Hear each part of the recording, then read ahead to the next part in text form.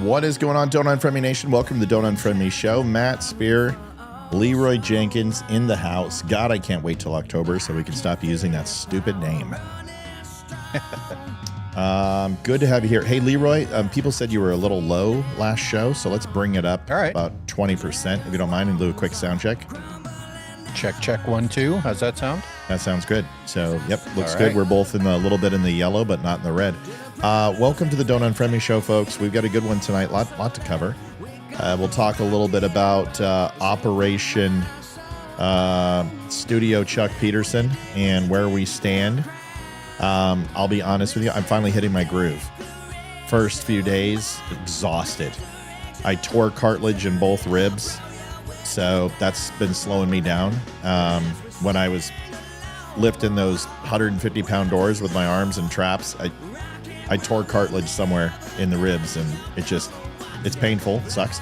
But it honestly, I'm used to it. So now I feel good. Like, was up to this morning, 5 a.m., just crushing, and got ready for the show. We're on time. Everything's good. So, and we're starting to make some really serious headway. We've got some photos we'll share with you. We're excited to get the hell out of this room and get into the big room.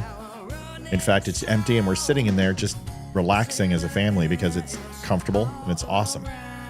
Leroy's here tonight, which is always fun, and we will see you in about 3 minutes.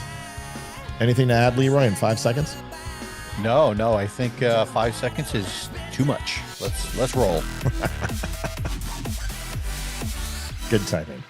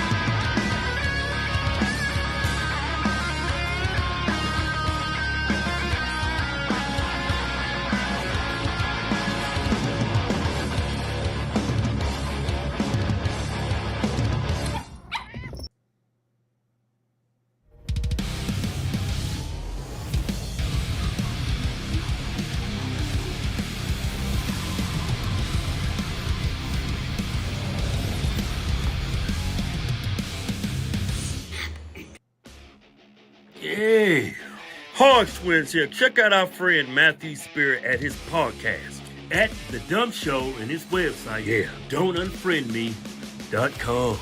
Yeah. Adjusting transmitter output. This is the Don't Unfriend Me Show with your hosts, Matt, Leroy, Amy, and Olivia. Geopolitics, military analysis, and election coverage. Coming to you live on all major social media channels at The Dumb Show. Honest, direct, unfiltered. We can agree, we can disagree. Just don't unfriend me. Hey, do I have a mean face, Leroy? Mean face? No, I don't think so. Yeah, somebody said Why, that. did somebody tell you that today? Yeah, somebody said that today. They're like, dude, you always look so pissed off. And I'm like, I don't understand. I don't consider myself like, that's pissed. I have that. I get that a lot, actually. Yeah, because we're deep in thought. Like, I don't just sit around and run willy-nilly and just smile for no frickin' reason. I'm not whimsical. You know? Right. The painter who we use, his name's Memo. He's just a good dude. And we haven't seen him in 5 years. When we first came in here, he did our stairs down to you saw the stairs down to downstairs, the oak stairs. He comes and he goes, "You and Olivia haven't changed a bit." And just a super nice guy. And we started telling him about the podcast. He had no idea. He's just like, "Oh my God, I can't believe this." So it was fine. And then, I jump on Facebook and someone goes, "You're so handsome, but you always look so pissed off." And I'm just like, I mean, I get serious. Well, that's one person's opinion, right? Sure. Yeah, right. But when you don't hear something a lot, you kind of want to start, like, if you heard it all the time, you'd be like, okay, maybe. But when you hear it one time, you're kind of like, oh, well, you know what? That's new. Let me pick at that scab a little bit and see what I think. Right. And so I started watching some old video, and I'm like, I know when I'm like, right now I'm smiling. People don't, because you know me now, but like you can see in my eyes and my face that this is my version of a smile because I'm finding it funny. But then when I'm also like this and I'm talking about Russia, I'm not pissed.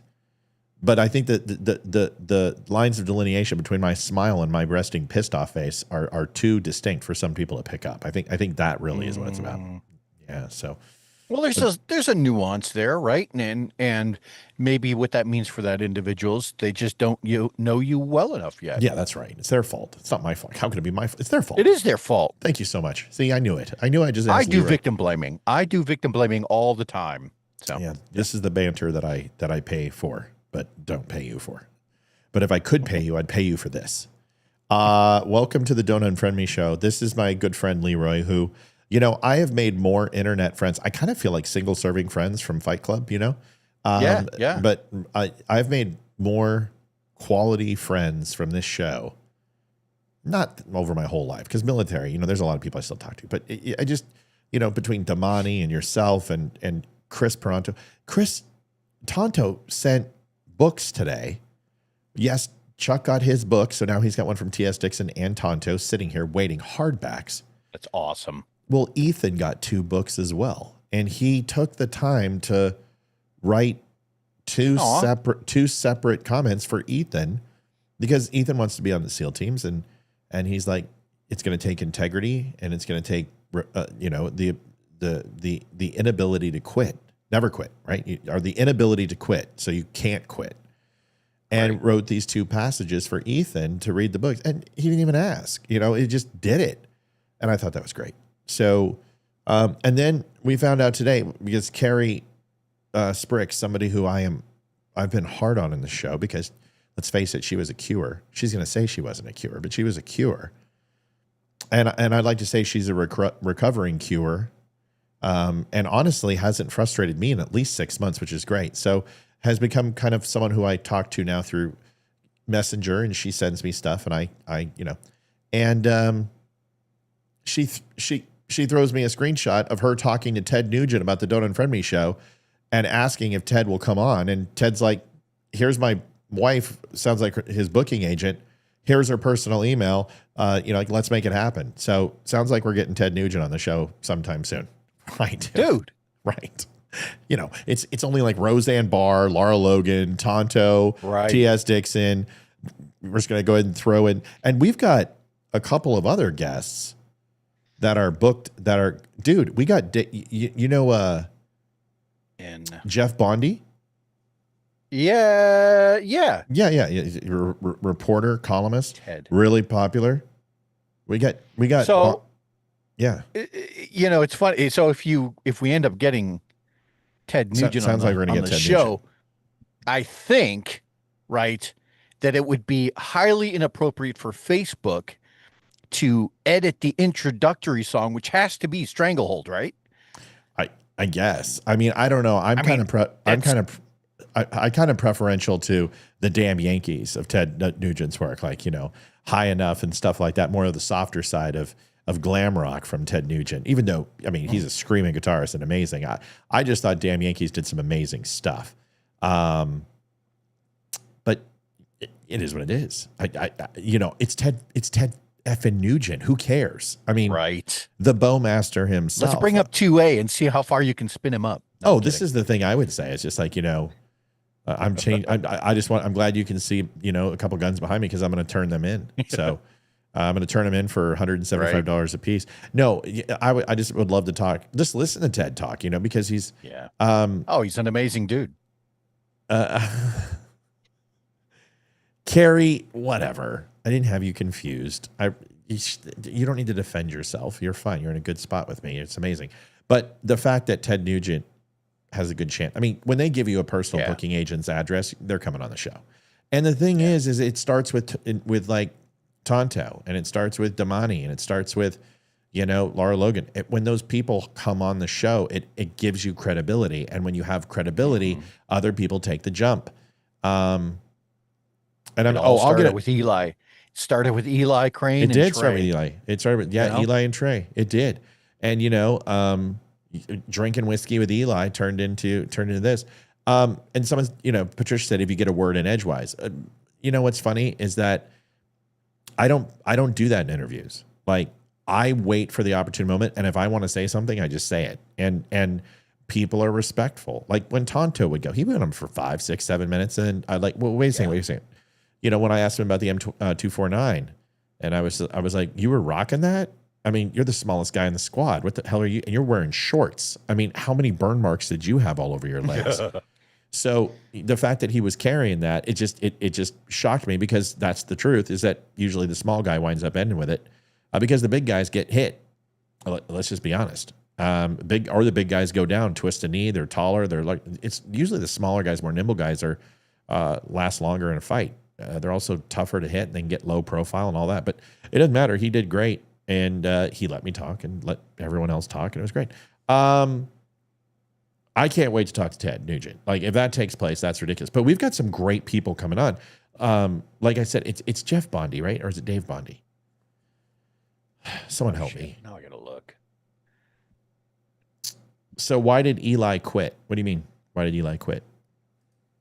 What do you mean? Did he surrender his seat in the House? He just won re-election. I don't think that's true. Did Eli Crane? What do you mean quit? I don't know, but I've got a story about that I was going to bring up with you today. Well, we'll talk about it. But yeah, I don't know. I don't think Eli quit. I don't know what I mean. Oh, I know he loves to talk. I want to see Matt and Roseanne together. Well, that's going to happen. It's going to happen. It's just a matter of time. But we're working on some good stuff. And I cannot believe I can't remember Bondi's. It's Jeff. I'm tired. Dave Bondi. And he's at Dave Bondi TV. He's got like, I don't know, 600,000 followers on Facebook. He's out of Michigan. He's a content creator, reporter, very smart guy. He's coming on the show. And Musk quit. Yeah. But Eli Crane and Elon Musk are two different people. So we're talking about Eli Crane, not Elon Musk. But anyway, that's this is a great point. We got to do this too. Amy Stancombe says, not directed at anyone specific, not any current viewers, but if you have an issue with Matt, have a conversation with him before you rage quit. I'm just going to openly talk about it. Last night, and I don't do this anymore. I don't get into it with viewers. But Jared's been a longtime fan. I like Jared. I made him a moderator. I think he's a good kid. I've always liked him, and he's intelligent and smart. But last night he just decided that was the night that he was going to come at me a little bit, and that's okay. You do it. I want you to do it. Just be right when you do it. And he made a flippant comment like, if that's what you want to do, if you want to convince yourself that way, or if that's what you want to think, just kind of flip. It sounds kind of passive aggressive. Right. And that's my mom, and everyone knows when you're passive aggressive with me, I don't like it, and I'm going to call you out on it. And then I said, show me some proof, because what he said alcohol is poison and a toxin. And I said, no, it's not. Maybe drinking straight pure ethanol or straight alcohol, rubbing alcohol, sure. But we're talking about, fermenting yeast in wine or whiskey or a rye or beer is a lot different than a poison or a toxin, which is designed to kill. Now, most assuredly, you can drink yourself to death, but you can also drink too much water and drown yourself. We know this because all you got to do is go hold your breath under the bathtub for 15 minutes and you're going to die. Does that make water a toxin? I mean, just because there's an ancillary negative effect doesn't make the property poison. And I said, so show me the proof on this. Even though in moderation, alcohol has been demonstrated to do and have positive properties for people. The opposite side is if you overindulge, it's extremely dangerous and bad for you. And he goes, in 5,000 words or less, here is this. And I go, that's ChatGPT. Did you just link me ChatGPT in chat? I said, you've already let's lost. not do that. So I just picked it apart. I will debate ChatGPT any day of the week. And first 3 sentences were just complete contradictions. It's like alcohol is a poison, and the reason why it's a toxin is, and I'm like, wait a second, a toxin and a poison are two different things. So here's what it comes down to. He got pissed, and he left the moderator group, and I don't think he's watching the show anymore. And here's the thing I'll say. We're moving on. It's fantastic to have you as a viewer. I hope you stay on. I hope you come back one day, but you know what? This show isn't for everybody for long term. It's not short term for some people. And I have shows I don't watch anymore. I turned off Dexter after season 5. We just started watching it again. We're all the way through like the second version. It's amazing. We didn't like it when we first saw it. Bobby Richardson, $51.99, my favorite part of the day. Love you all. We love you too. So that's it. Don't get upset. If you get frustrated and I upset you, call in. Have a conversation. You know what I mean? But you don't need to quit. That's stupid. Okay. No, that's just I really do see it as this, because I'll go to partake in a debate any day of the week. I don't care who it's with. But when you back out of a conversation by just saying, just screw it, you have your way, and stupid. Just you do you, man. That there's a form of intellectual laziness there. And I'm not blaming the guy. I'm just saying some people do this, and it's I think it's a defense mechanism to say, well, screw it, I'm out, when they have an opinion on a subject and maybe they're not as well versed on that subject matter as they had hoped, and they really just don't want to go on anymore. You know what I mean? Yeah. Yeah. That bothers me a little bit. That's me too. JD crushed it. He said the moment he said it was his opinion, I knew how that convo was going to end. That's right. Because I don't. Did he say that it was his opinion? After he said that it was a toxin and a poison. And he contradicted himself. And he's like, listen, I'm not going to apologize to you. I said, well, you're wrong. And I'll wait for your apology. And he's like, listen, this is just how I feel. And I said, well, then you're good. You're good. We're both good. If you're just going to say this isn't fact and this is how your opinion, then we're golden. We're right as rain. But the moment you say it's real and it's a fact, I'm going to contradict you if you're wrong. Hey, Joanne Townsend, 1080. Guys, thanks for donating tonight. Well, trust me, it's been a tough month. May sucked because most of the donations went to the studio, which is great.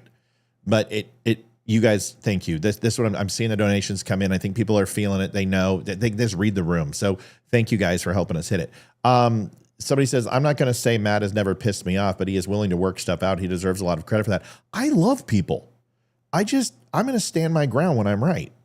And when I'm wrong, it's usually when I lead with emotion and feeling. And I've done that on occasion in this room. There's no doubt about it. We all have.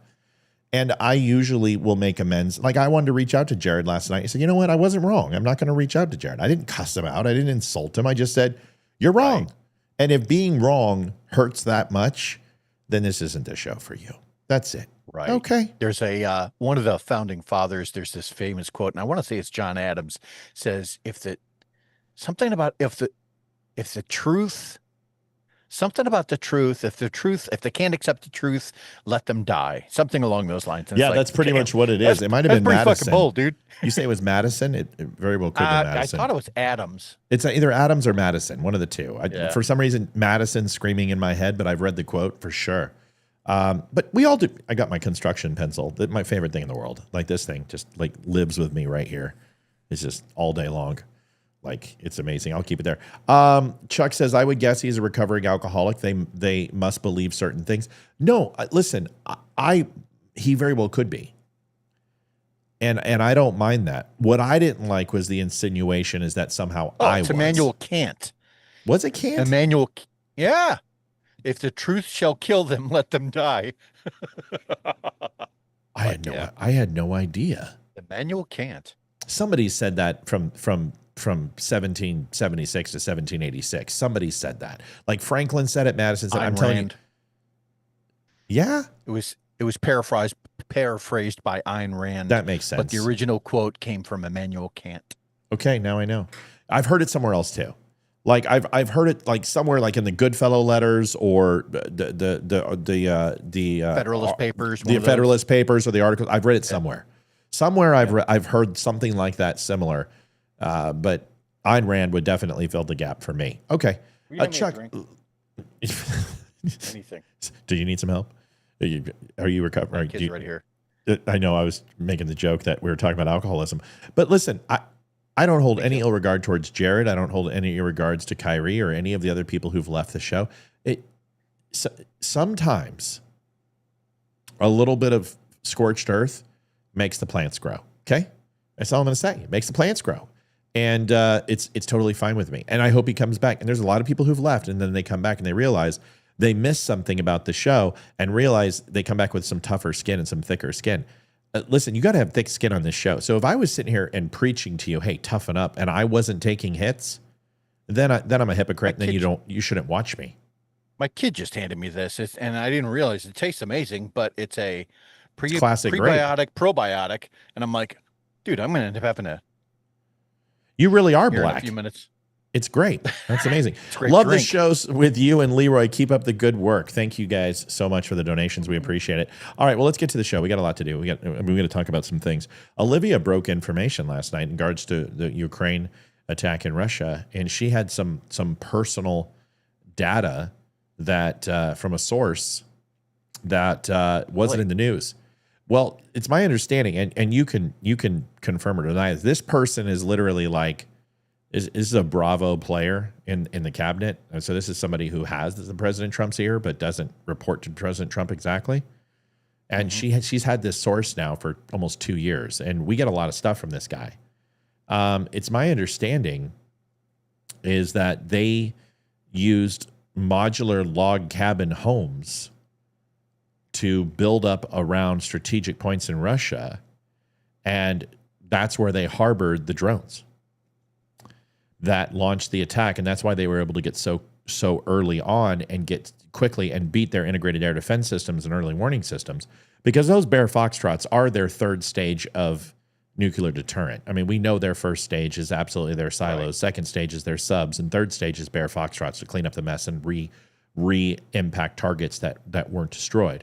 But Bears have been mucking U.S. airspace for 65 years. And you and I talk about the Bears all the time. I mean, absolutely. So this is a huge blow to Putin. I mean, it's a massive blow to Putin. This would be like losing all of our B-52s, 40% of them to be safe. So this is my understanding, real quick, is that they under the guise of building these log cabin style homes, is strategically use these places to store drones. And then during the time of strike, that these roofs were rigged to come off, and so they could go ahead and flat. So what you can and cannot say is up to you, but that's what we've gotten from a fairly credible source.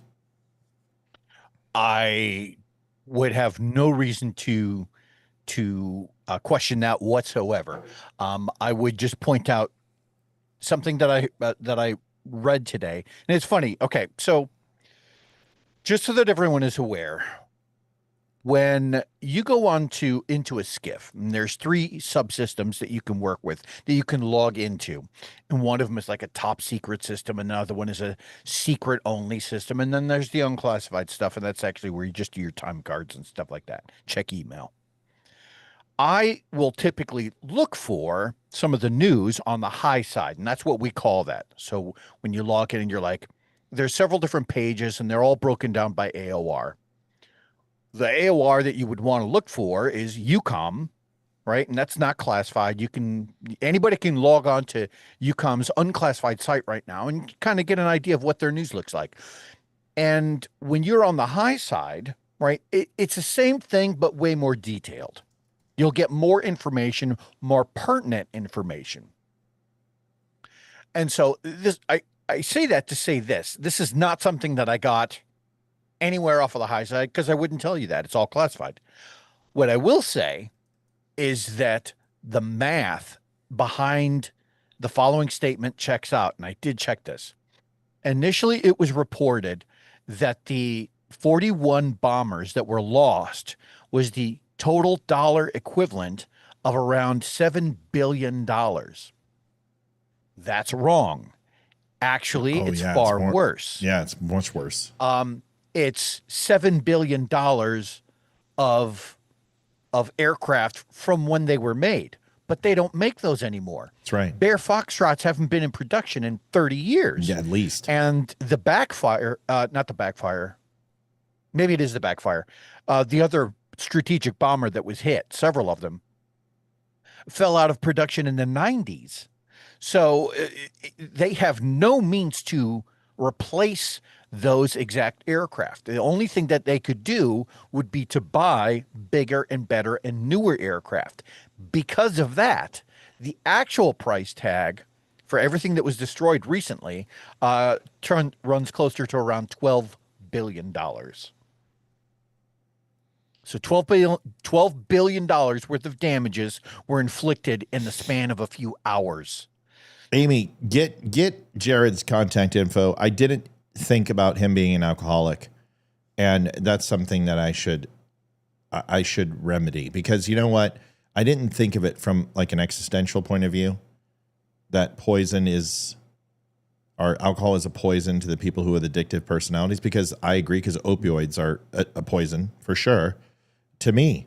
So I would like to talk to him, at least if that's the truth, at least open up that dialogue to help him feel better. At least still wants to leave, that's fine.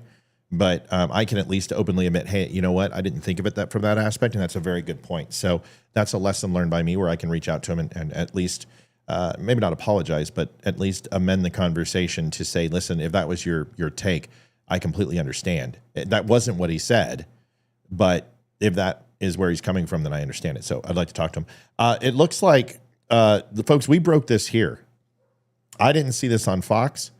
I didn't see this anywhere. We talked about this last night before anyone else. I will officially say that nobody else was talking about this. Olivia broke this intelligence. She got it. She was one of the first people. Whether you heard it last night or not doesn't matter. But now it's out in the open. These are these log cabin containers. And they are shipping containers that have material to build modular homes and cabins. And there are solar panels on the top of them. Sandra, thank you for your donation of $5.65. We're at $89.54. We're almost a third way there. That's great. But what happens is that the top come off, and inside are the drones. And this is how they got the drones this close to Russian high-value targets without being detected. So these are exactly what they used. And each one of these drones have a single detonation device that are dropped from altitude, and based upon impact and g-forces of the inertia from stopping, which means hitting a target, breaks and triggers the explosive in the detonator. And these small little bombs are usually anti-personnel. You can build them with frags. You can build them with shrapnel, like a Claymore-style explosive. Mm-hmm. And you will literally see Russian soldiers hiding in trenches, and they'll drop one right in their crotch. And 2.5 seconds later, poof, they're gone. And you'll see guys scrambling, pushing away from the explosion. And this is what killed these Bear Foxtrots. They hovered over the fuselage. They went into the wing where a lot of the fuel is kept. Right. These bears they're fueled because they're a nuclear deterrent, and they can be launched and scrambled within 15 minutes of an alert, and they can be up in the air just to be shot down by an F-22 500 miles away, but that doesn't matter. The point is, that's why these things went up like a candlestick, and you're now seeing photographs of it. So here is a perfect example of the drone coming in and hitting it. I think we have some video of it. We saw it last night, which, Leroy, I'm sure you saw it on. Oh, I've seen it. Yeah, and it's just, it's really interesting. I thought the most poetic portion of the operation, actually, dates back to December the 5th of 1994. And that was when Ukraine signed over all of their nuclear weapons and aircraft, their bombers, right? In exchange with Russia. And the guarantee was, hey, we'll give you all of these aircraft and we'll give you the nuclear weapons that we have within our territory. Right. And for that, Russia's end of the promise was, you will never invade, you will never attack Ukraine. So fast forward, 30 or so years, when Russia goes back on that word, some of these aircraft could have been aircraft that Ukraine had given back to Russia back in the 90s. So they have an intimate working knowledge of how these aircraft, where the fuel is kept, how they operate, where to hit them with a drone for maximum effectiveness. I thought that was so poetic. Yeah, and the thing right here, the original intel that we got was that Russia was, of course, downplaying the damage of this, saying that this was, 5 or 6 aircraft. No. Look at these fire plumes. I mean, it is a full horizon line. This is a squadron. I mean, look, there is multiple independent plumes here. There is extreme heat, which means less. You can see this cooking off right down here. Look at the white heat. And this white smoke is indicative of extremely intense, hot fire. The darker is fuel. So any of these dark plumes, but these are hot, intense fires, which means full consumption. And you can see these explosions going off. Listen, let's just be clear. Whether you love Ukraine or you don't support them, they just accomplished what the United States government has wanted to do for 65 years, which is to eliminate one of the triads of the nuclear deterrence of Russia. Right now, if the United States decided to have a nuclear attack with Russia, just right now, and wanted to, their overall secondary and third phase retaliatory strikes would pretty much be non-existent. They would get off their initial sub launches. Honestly, a lot of our subs would sink their boomers. Our technology is much superior to theirs, and our Seawolves and our SSNs would sink their boomers. We're not going to get all of them, but we would more than likely have an independent kill mission for all of them to succinctly kill them all at once. And we rotate the boomer tracks that we do. Every time they come out of the inlet, we track them. We have our guys on them, et cetera, et cetera.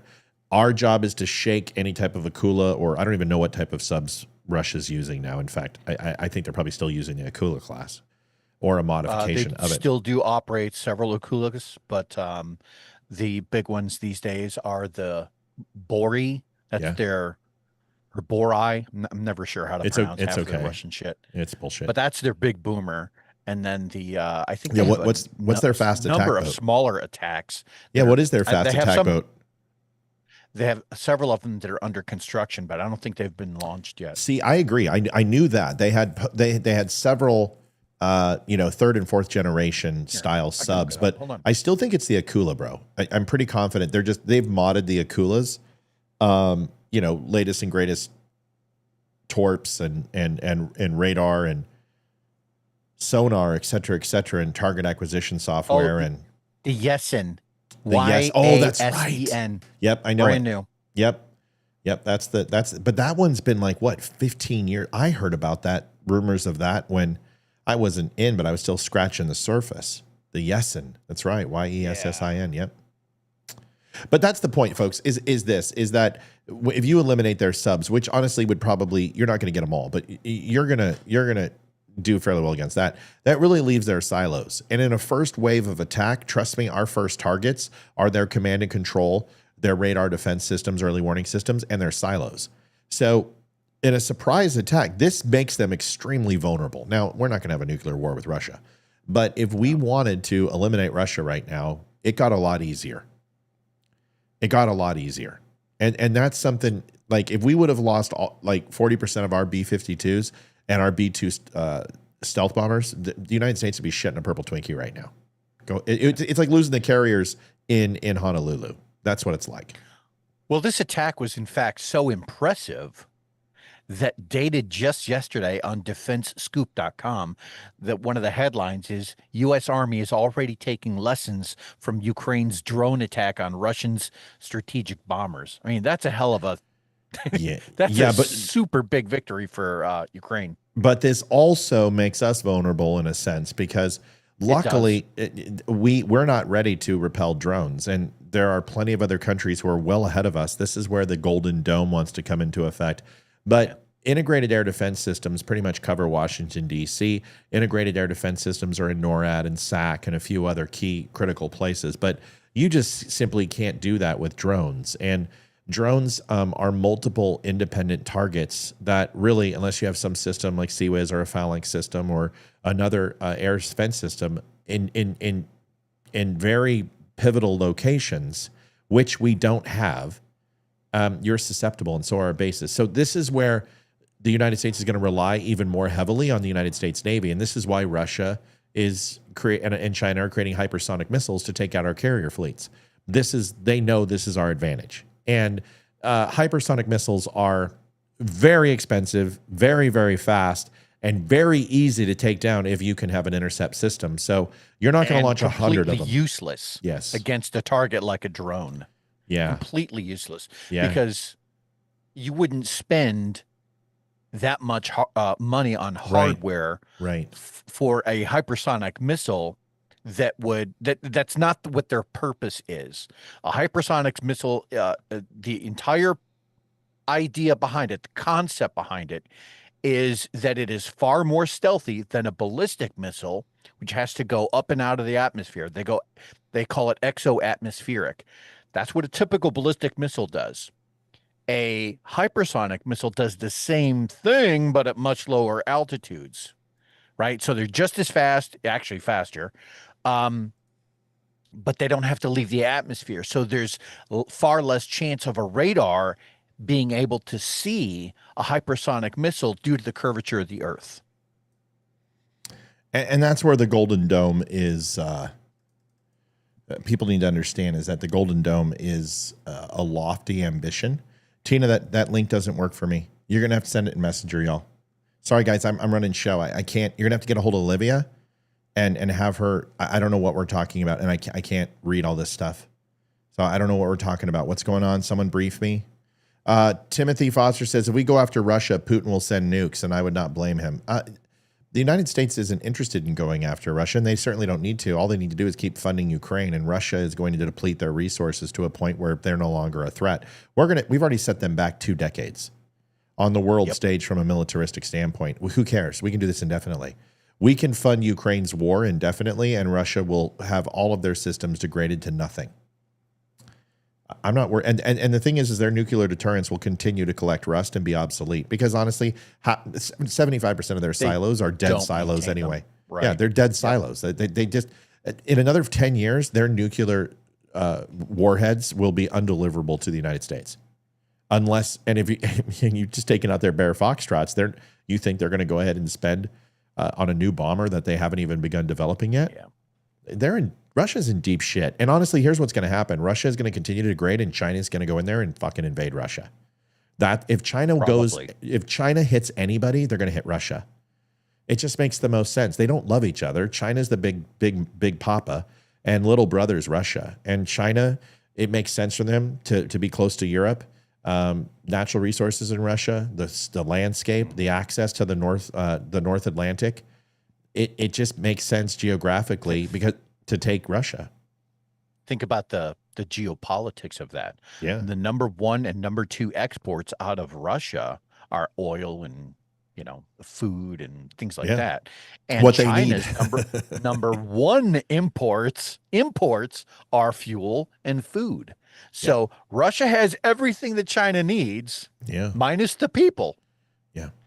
I'm telling you. And China's already said that they really don't care about, they don't even care about their own people. You think they give a shit about Russia? Well, and the fact that, listen, the one thing about China that they have, one advantage is that they have millions of more people and have a very large population. Now, Leroy and I talked about this. He told you about the 1.6, 1.7 billion is honestly closer to half of that. Well, that's still a whole bunch more people than Russia has.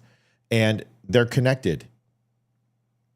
It wouldn't take. I mean, if China decided to go ahead and launch an invasion into Russia, they would get to Leningrad before Russia could stop them. I mean, it would be like if Russia and China somehow logistically could get their mobile infantry and get their attack choppers and get their armored division over here in Mexico, they would get to Colorado before we could stop them. I mean, that's just a fact. If. Well, China doesn't have that problem because China doesn't need to cross the ocean. They don't need to land. They don't need to invade Mexico. China just literally needs to say, this border is no longer yours, and push their armored divisions past the area that they want to occupy and put a few battalions of their Chinese Marines in there, and Russia loses half of its country before morning. That's a fact. The number one hindrance to all of that, and it's not insurmountable from China's perspective, I've looked at this, is that there's a mountain range there, and that's it. They can go around them, and it's not that big a deal. Yep. And it's not like Korea, where literally you're funneled into a valley. And if you watch the Korean War, it's ridiculous. Once USA came in, but South Korea and North Korea was 100 to 200 yards away from owning the Korean Peninsula. That was it. South Korea was done. And the United States put in 10,000 troops, and they pushed them back a couple miles. And then North Korea did a full-time blitz. They put 30,000 troops out. The U.S. said, okay, we're putting in 50. And you literally saw this tug of war until finally the U.S. said, okay, 170,000 people, boom, inside South Korea. And then literally it spread like locusts and pushed North Korea to the brink of moving them out of North Korea. The same thing would happen in Russia, except that Russia is fighting a war on a front that they have already pulled their Eastern reserves to resupply and defend the Kremlin and Moscow and that line. This is what Leroy was telling you about, that 700-mile gap on Ukraine. They depleted their Eastern forces to resupply. Logistically, to get back to the Eastern side to push a rebellion or push an incursion from China would take them 45 to 60 days. And I don't even know if they have the capabilities because logistically, Russia sucks at moving mechanized units. They sucked in World War II. They suck now. I mean, Ukraine just literally picked them all apart as they don't even know how to leapfrog fuel their convoys. They just suck at it. Logistically, they're horrible. You're not going to get from the western side of Russia to the eastern side of Russia within 60 days to stop a Russian invasion or a Chinese invasion. So this is something you guys should think about, right? Everyone's so worried about China, and the United States. Honestly, I think if Russia should be sweating because China is opportunistic. Real quick, Brian McGuire had a pretty good comment, and I would like to respond to it. It says, China's median age has increased quite a bit, though, and they have an older population. I think the median age, and I'm glad he said it this way, I think the median age is 34 years old. Actually, it's closer to 40. Their median age, they are older than the United States. As a matter of fact, they are the oldest and fastest aging, those are two separate things, older and fastest aging country on the planet. Is that per capita? Because isn't that Japan? Japan has the largest senior population in the world. You know what? It's Japan. You might be right. I am right. Hold on. Sorry, I'm not trying to be a dick. I think I'm right. I'm glad you did that. No, I think it's Japan. Because Japan, 60% of their population as senior citizens will be dead in the next 25, 30 years. And that's going to reduce their population by almost half. Yeah, Japan's is 49. Yeah. So they're significantly older. Yeah. But it doesn't matter. It's okay. It doesn't matter because Japan has the United States. So, as long as Japan is Japan, Japan has the United States. But it comes down to this. Yes, that's important, but China won't fight this war with ground troops. They'll fight it with technology and tanks. And what are they rocking in Russia? T-94s still? What, the tanks? Yeah. I honestly don't know. They're rocking. They're rocking. They're rocking. They started scraping a lot of shit out of mothballs, so they were using. I know they are. Well, they were running T-94. Yeah. They started pulling T-80s into the mix, is what I'm saying. And at some point, they just, after Ukraine started battling back with these unconventional methods, right, with this asymmetric warfare, Russia has had to dip deeper and deeper into their stockpiles. And so progressively, a lot of this equipment has gotten just older and older and older. And it's, at some point, you have to imagine it's a little bit like All Quiet on the Western Front. If anybody has seen this movie, it was at the beginning of the movie, the Germans were sending all of these, young, healthy men, men in their 30s and 40s to the front lines. But as they started losing the war, they started sending people who were progressively younger. And by the end of the movie, they were sending people who were barely, they were still in their teenagers, right? Yeah. Teens and early 20s. And you're like, this isn't going to work. Same thing with Russia, just in terms of equipment age. So Russia's running T-62s, T-72s, and they are running the T-90, T-94 version. So 1, 2, 3, 4 are just class ratings. So it just like a class 5, class 6, class 7. Consider it like a model of an iPhone. Still an iPhone, but it's still a T-90, but they have several versions, or an Alpha Bravo Charlie of a certain aircraft, depending upon what its mission parameters are. So T-90s they're revolutionary.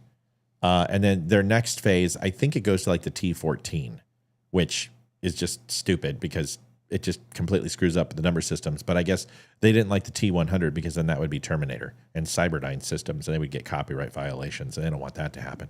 So they went to the T-14, which is in production. And what that means, it's never coming out.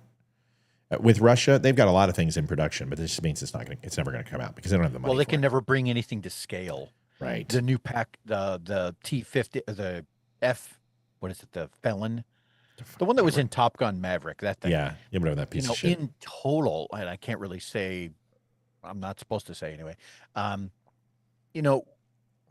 Initially, intelligence kind of was shitting a purple Twinkie over this because they thought this really is a pretty capable aircraft, and true enough, it is pretty awesome. Then we found out they didn't even have the money to put this thing into full-scale production. India canceled their order because there was having issues with the airframe. And so in total, he'll catch up in a second. There he goes. He just caught up. You ended on in total, and then you froze. Oh, there's less than 20 felons in total. Then you got to find the pilots to fly them. Right. So Russia. I've been trying to tell you this for 4 years. Russia is mothballs, gum, and spray paint. They're toast. It's a razor blade fleet. So needless to say, they're T-62s, T-72s, 80s, 90s, 90 version all the way up to 4s, and then now the T-14. My point is that China is faster. They're mobilized. They would struggle with energy and food, but they have a mainland source. They're surrounded by coastal waters. China would be able to resupply all day, and we're not going to run a blockade on China. Are you kidding me? If we do that, they invade Taiwan. You're not, the United States is not going to get involved with shipping lanes and logistics from China. We can put tariffs on them. We can seize trade, whatever. But China doesn't give a shit about that.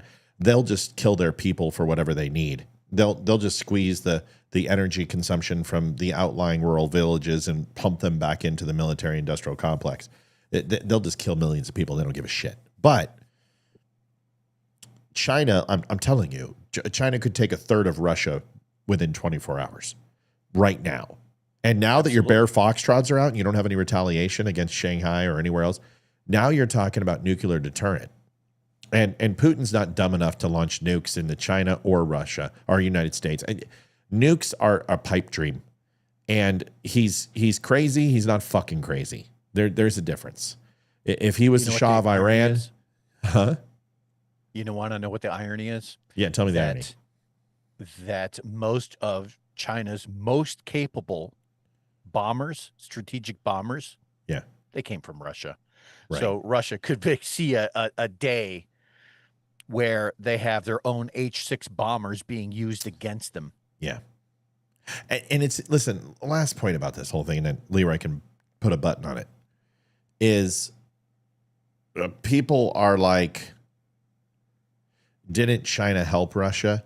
Well, Yes, but they didn't do that out of the kindness of their hearts. They started processing their cryptocurrencies to get them through the sanctions process, and in return got energy and food and wheat harvest from Russia, which is what China needed for expansion into Africa and other islands and what it's been doing, which is growing its footprint. But they did that for the troops. So China's like, let me get this straight. I need to give you 0.01% of the largest standing army in the world, and I get energy and I get food and I get to see you continue to weaken yourself exponentially in perpetuity against Ukraine and weaken you. Sure. Here you go. Here's 10,000 troops. Enjoy them. We'll write letters to their family, and we're in a good spot. So this is no skin off China's nose. China is a lot of things. Stupid is not one of them. I'll say that. Okay? Do you think China sent troops to spy on Russia? I think China sent troops for exactly what reasons I just told you. Is because Russia is a convenient partner right now, until they're not. There's no love lost between those two countries. No. Russia invaded into China during World War II after Japan declared. And the spots that Japan took over that were still Chinese, Russia invaded. Russia invaded northern Japan during the peace treaty after the second bomb until they surrendered. Russia was ready to invade Japan and take it over. That's why MacArthur and Patton wanted to go into Russia. True that. It's because they knew Russia was going to be the next communist bloc, and they were going to essentially be the biggest foe that we would face. So they wanted to just move right into Russia and take Leningrad and take Moscow. Here's two questions, intelligent questions. One from Brian McGuire.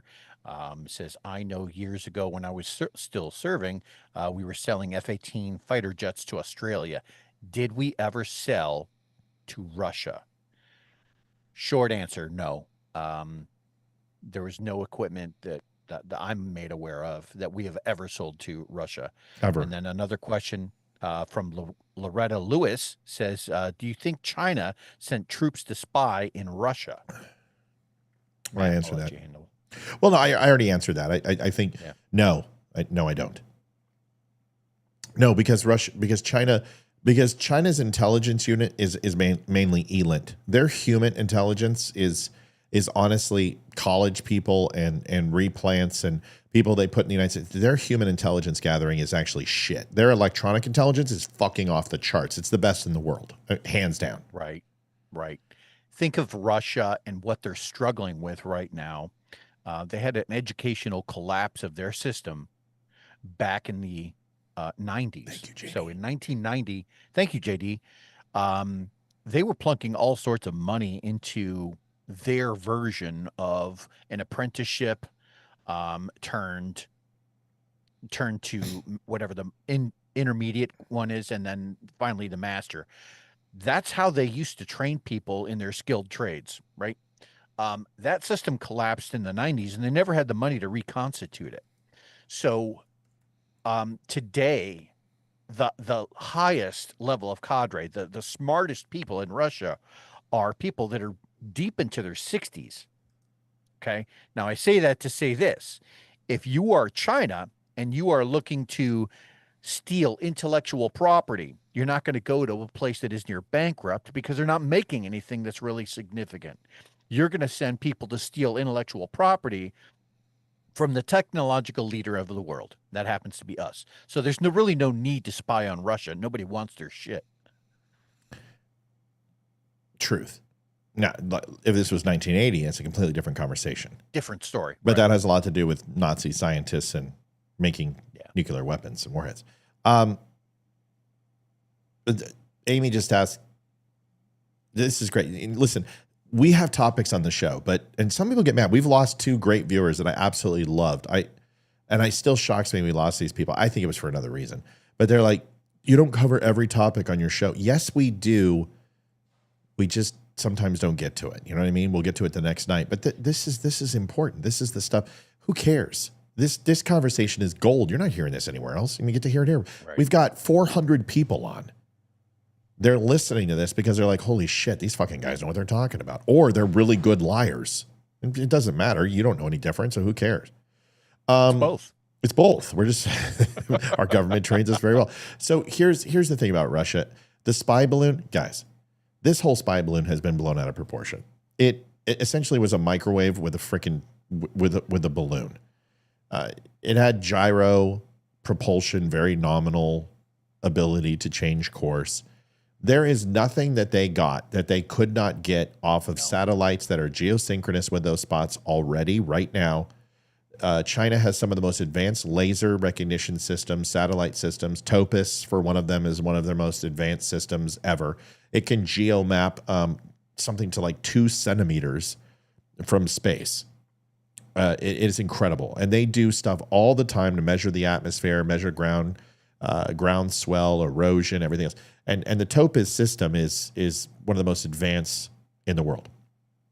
Second, that balloon more than likely did not have two-way communication.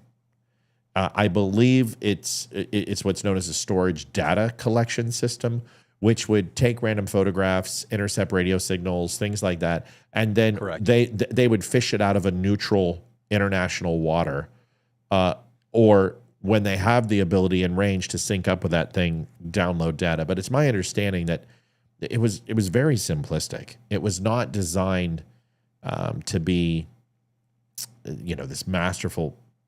Here. Let me explain this. The best way.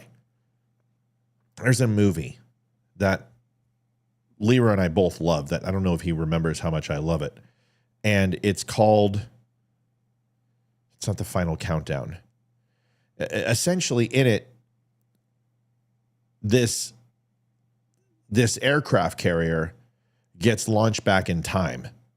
Oh, yeah. It's The Final Countdown. Final Countdown. And USS Nimitz. Yes, correct. USS Nimitz gets launched back into time, and essentially they've got all 300 Japanese Zeros on radar. And they've got a squadron of fucking F-14 Tomcats that could just go up and just blow the Japs out of the frickin' sky. I mean, we're talking like just strafing run, and 50 frickin' Jap Zeros would go down. Because an F-14 Tomcat versus a Jap Zero is very similar to Andre the Giant versus Pee Wee Herman. Okay, I mean, even that's not fair. Yeah. And in this Final Countdown, this squadron, Jolly Rogers, or the VF-84, I believe they were. VF-84 squadron was on the Nimitz. I think so. Anyway, VF-84, F-14s, Jolly Rogers lit up, black tail fins, just amazing, just sick looking F-14. And they got these Jap Zeros, and they're like, dude, command, we've got 300, potential targets, Japanese. And he's like, I can't believe we're not going to shoot on these guys, And command's like, stand down. We can't alter history. He's like, I can't believe we're going to let him do it again. And you're sitting there, you're like, blow those freaking commie bastards, even though they're not communists, out of the sky, those imperialist dogs. And the point I'm trying to make is that weather balloon would have been like if those F-14s ran across the Montgolfier brothers going up in one of their balloons. It literally is like an archaic piece of data collection. It's useless and posed very little threat in any way, shape, or form to the United States of America. Leroy, go ahead and answer that. So not exactly a microwave, because the size of the thing Right. that was hanging underneath semi-truck it was roughly the size of a school bus. But here's the thing. Matt is completely right. It was very simplistic. Geez, I have to be careful with what I say, because I've known about them for a lot longer than you. Yeah. So we knew exactly how many they had. We knew that where they were. We saw them coming months, years in advance. And in this case, this was simply one that fell off course, fell into the jet stream, and ended up outside of terrestrial control. Right. Now, I say that to say this. There was some level of assumed photographic intel that the thing had capability of running. But when it was flying over the United States, right, all our silo doors were closed. Like, what were you going to get that Google Maps couldn't already give you? Right. Nothing. Right. And so the other piece to that then is the ECM portion, the communications portion. And true enough, it may have acted as a repeater and just been soaking up all sorts of cell data and whatever ECM is floating around in the atmosphere. Electronic countermeasures. Was the pen going behind Joseph? And relaying that back to China. But here's the problem. The moment that thing became, We're not sure, but came over continental United States, U.S. bases go on, like, they'll start restricting a lot of their electronic emissions. So there was nothing that these things got. And in fact, it actually worked the opposite, because by the time we brought this thing down and sent it in for intel gathering, like, we take this thing apart, we find out who makes all the microchips on it, we find out where they assembled it, we find out the capabilities of it. So they got nothing from us, and we got everything on them. So just something to think about, folks. It's just, you guys, some things are done to literally get you to talk about them. This is a counterintelligence ploy. This isn't an intelligence gathering operation. This is to create uneasiness. This is to create dissension. Look at the drones. Remember the drones? People are shitting their pants, and I told you, I said, calm the fuck down, people. This whole drone thing is it's just a complete fabrication jerk off. And everyone's like, Matt, no, they've got alien ships. I said, dude, these are the ones over in New Jersey. Yeah, these are US based testing. You just, what you don't know is why you're flipping out. And this is the same thing with Kash Patel and Dan Bongino when he says that Epstein didn't kill himself. Because they have information that you don't see. And when they were podcasters and, speculating with everybody and trying to get clicks, it's a lot different than when you open up a folder that's TSSCI and you've got lines of delineation and demarcation that's saying, here's what happened, and here's the context, and here's the incontrovertible evidence to close this case. Then you go talk to the case officer, and the case officer's like, yeah, go ahead and ask me any question you want. Well, I want to know about A, B, C, and D. And the case officer's like, boom, boom, boom, boom, boom. And here is E, F, G, H, I, J, K, L, M, N, O, P in case you want to ask that question. Anything else you got, Mr. Bongino? And then you go, fuck, he did kill himself. And you walk away. Because what you don't know is why you're asking the question. And once you know it, you're like, okay. You guys, intelligence is not what you think it is. It's not a bunch of guys speculating on the holes that are missing. No. These are people who already have the data and need to piece it together in chronological and sequential context. And then they allow the predictive stuff to be done by other people in command. Our job is just to make sure that there are no missing pieces to the puzzle. You get to decide what the picture is. We're just going to tell you how everything fits together.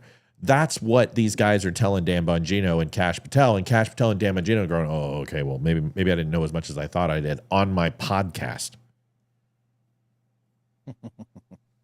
Yeah. Typically, the intelligence community, we use things like the scientific method. We put chunks of facts together to form some rudimentary level conclusions. We do very little speculation. We do a lot of historical.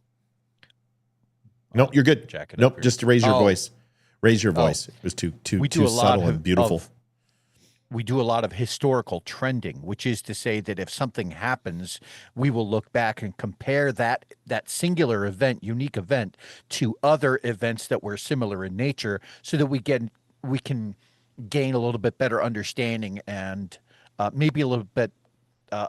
We can give better predictive analysis to say, hey, on this date, this may have gone this far. On this date, this thing may have gone this far. So we can kind of speculate that the range is between this and this. And so we do a lot of that kind of thing. Here's an example quickly. I've talked about the Kilo SS movements from Russia when we sold those to Iraq, or when Russia sold them to Iraq. And we had to anticipate their movement because these are diesel-based subs. I mean, they're shit. But to Iraq, they're freaking golden unicorn ponies. Gold. Yeah, they're golden camels, right? Because when you have a sub that's diesel that go underwater in a place where you're usually using mines to defend your area that don't move, and you're just hoping, come on ship, hit it. versus having a movable mine that can launch a torpedo that moves at 25, 30 knots, that can hit you in the keel and split your hull. That's a nuclear weapon in the sea. So to Iraq, it's a golden camel. But our job was to predict these movements. Now the problem is that satellites are nice, but they are about as convenient as an eye patch with a monocle or a singular telescope. It's great. That's for sure. It's great. Yeah, it's great when it's working, but put that eye patch down and you can't see shit. Satellites are fickle at best at times because either they're not where you need them to be or the weather doesn't cooperate. Now, there are things now that they have that we don't need to go into that make that a little bit more dependable. But the point is that when we're using satellite technology to track a Hong SS, which literally has to stay afloat for most of its journey because its time underwater in this particular Kilo SS submarine could only stay under for about 30 minutes at a time before it'd have to come up and recharge its batteries. I mean, this is the type of thing you're talking about. It's old school. So we would see indicators. And I had a guy who was on watch with us, and our responsibility as 12-hour watches is to track this, use radio signals, use fishing vessels, use comms traffic, every other way we can to assess the movement of this thing.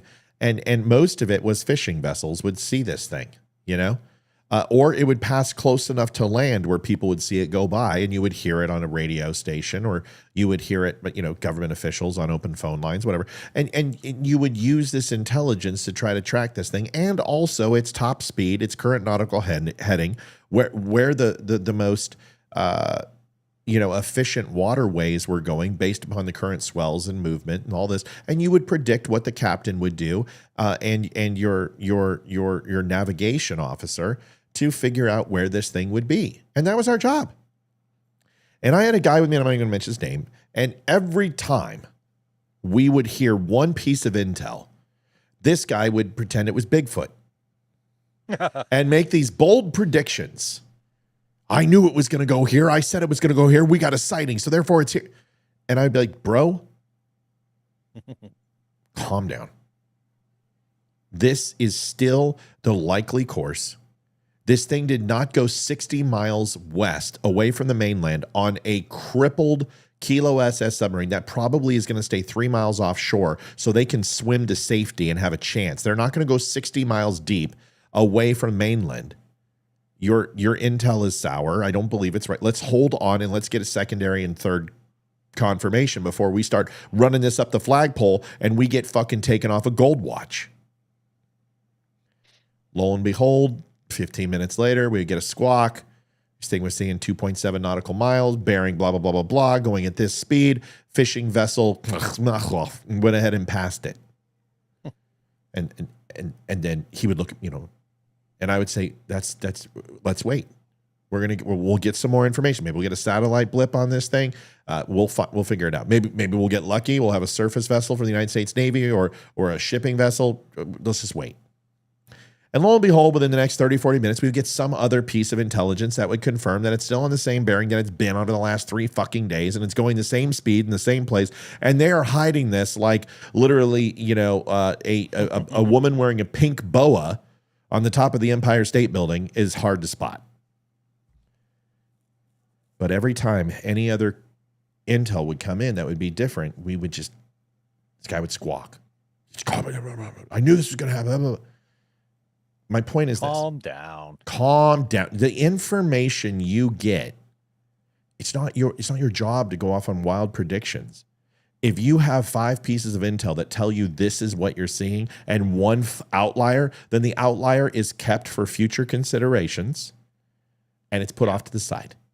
And you don't go to command and run it up the flagpole, because all you're going to do is get all the freaking cake eaters to flip the fuck out. And they're going off your word, and they're going to add that into their process. Your job is to filter the information so they don't do that. That's my point. That's what I'm saying about Bongino and Patel. Go ahead. Sorry it was so long, Leroy. No, you're good. Think of it like this. Everyone has gotten to work on a jigsaw puzzle, right? And occasionally you might take on like a 1,000-piece jigsaw puzzle. But we as analysts, we get tasked with putting together maybe 2 or 3 pieces of said puzzle, right? Occasionally you might get more, some days you get less. But basically you turn all what you have found so far in with someone called a principal intelligence analyst or your boss. And your boss might turn that chunk of intel that you found into somebody else. That somebody else has bigger pieces of the puzzle because they're collecting things from other sources as well, right? And eventually up the chain, you're going to turn this into somebody who has a complete picture, you hope.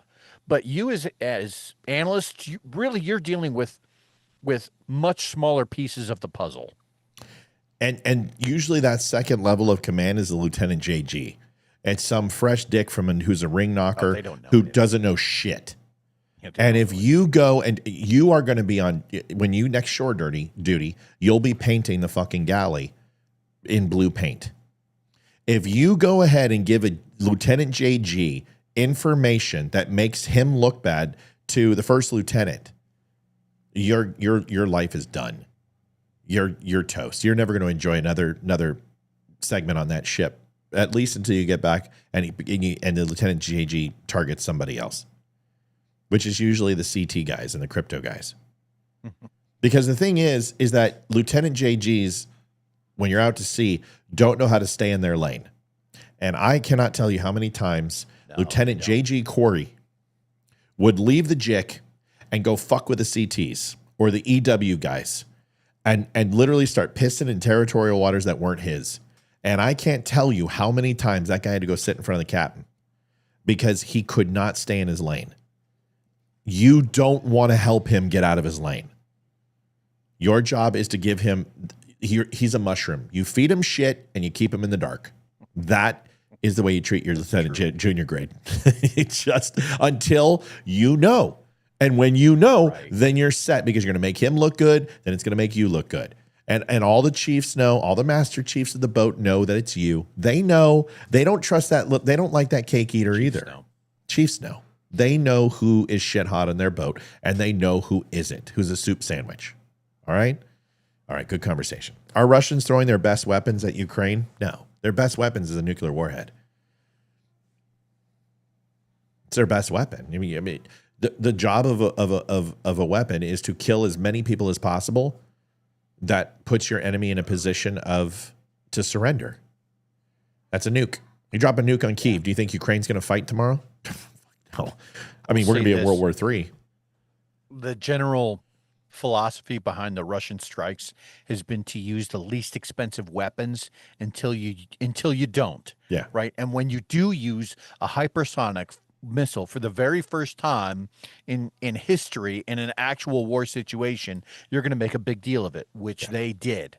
They will put it out to every media outlet that there is to say, hey, look, we were the first ones to launch a hypersonic weapon. Right.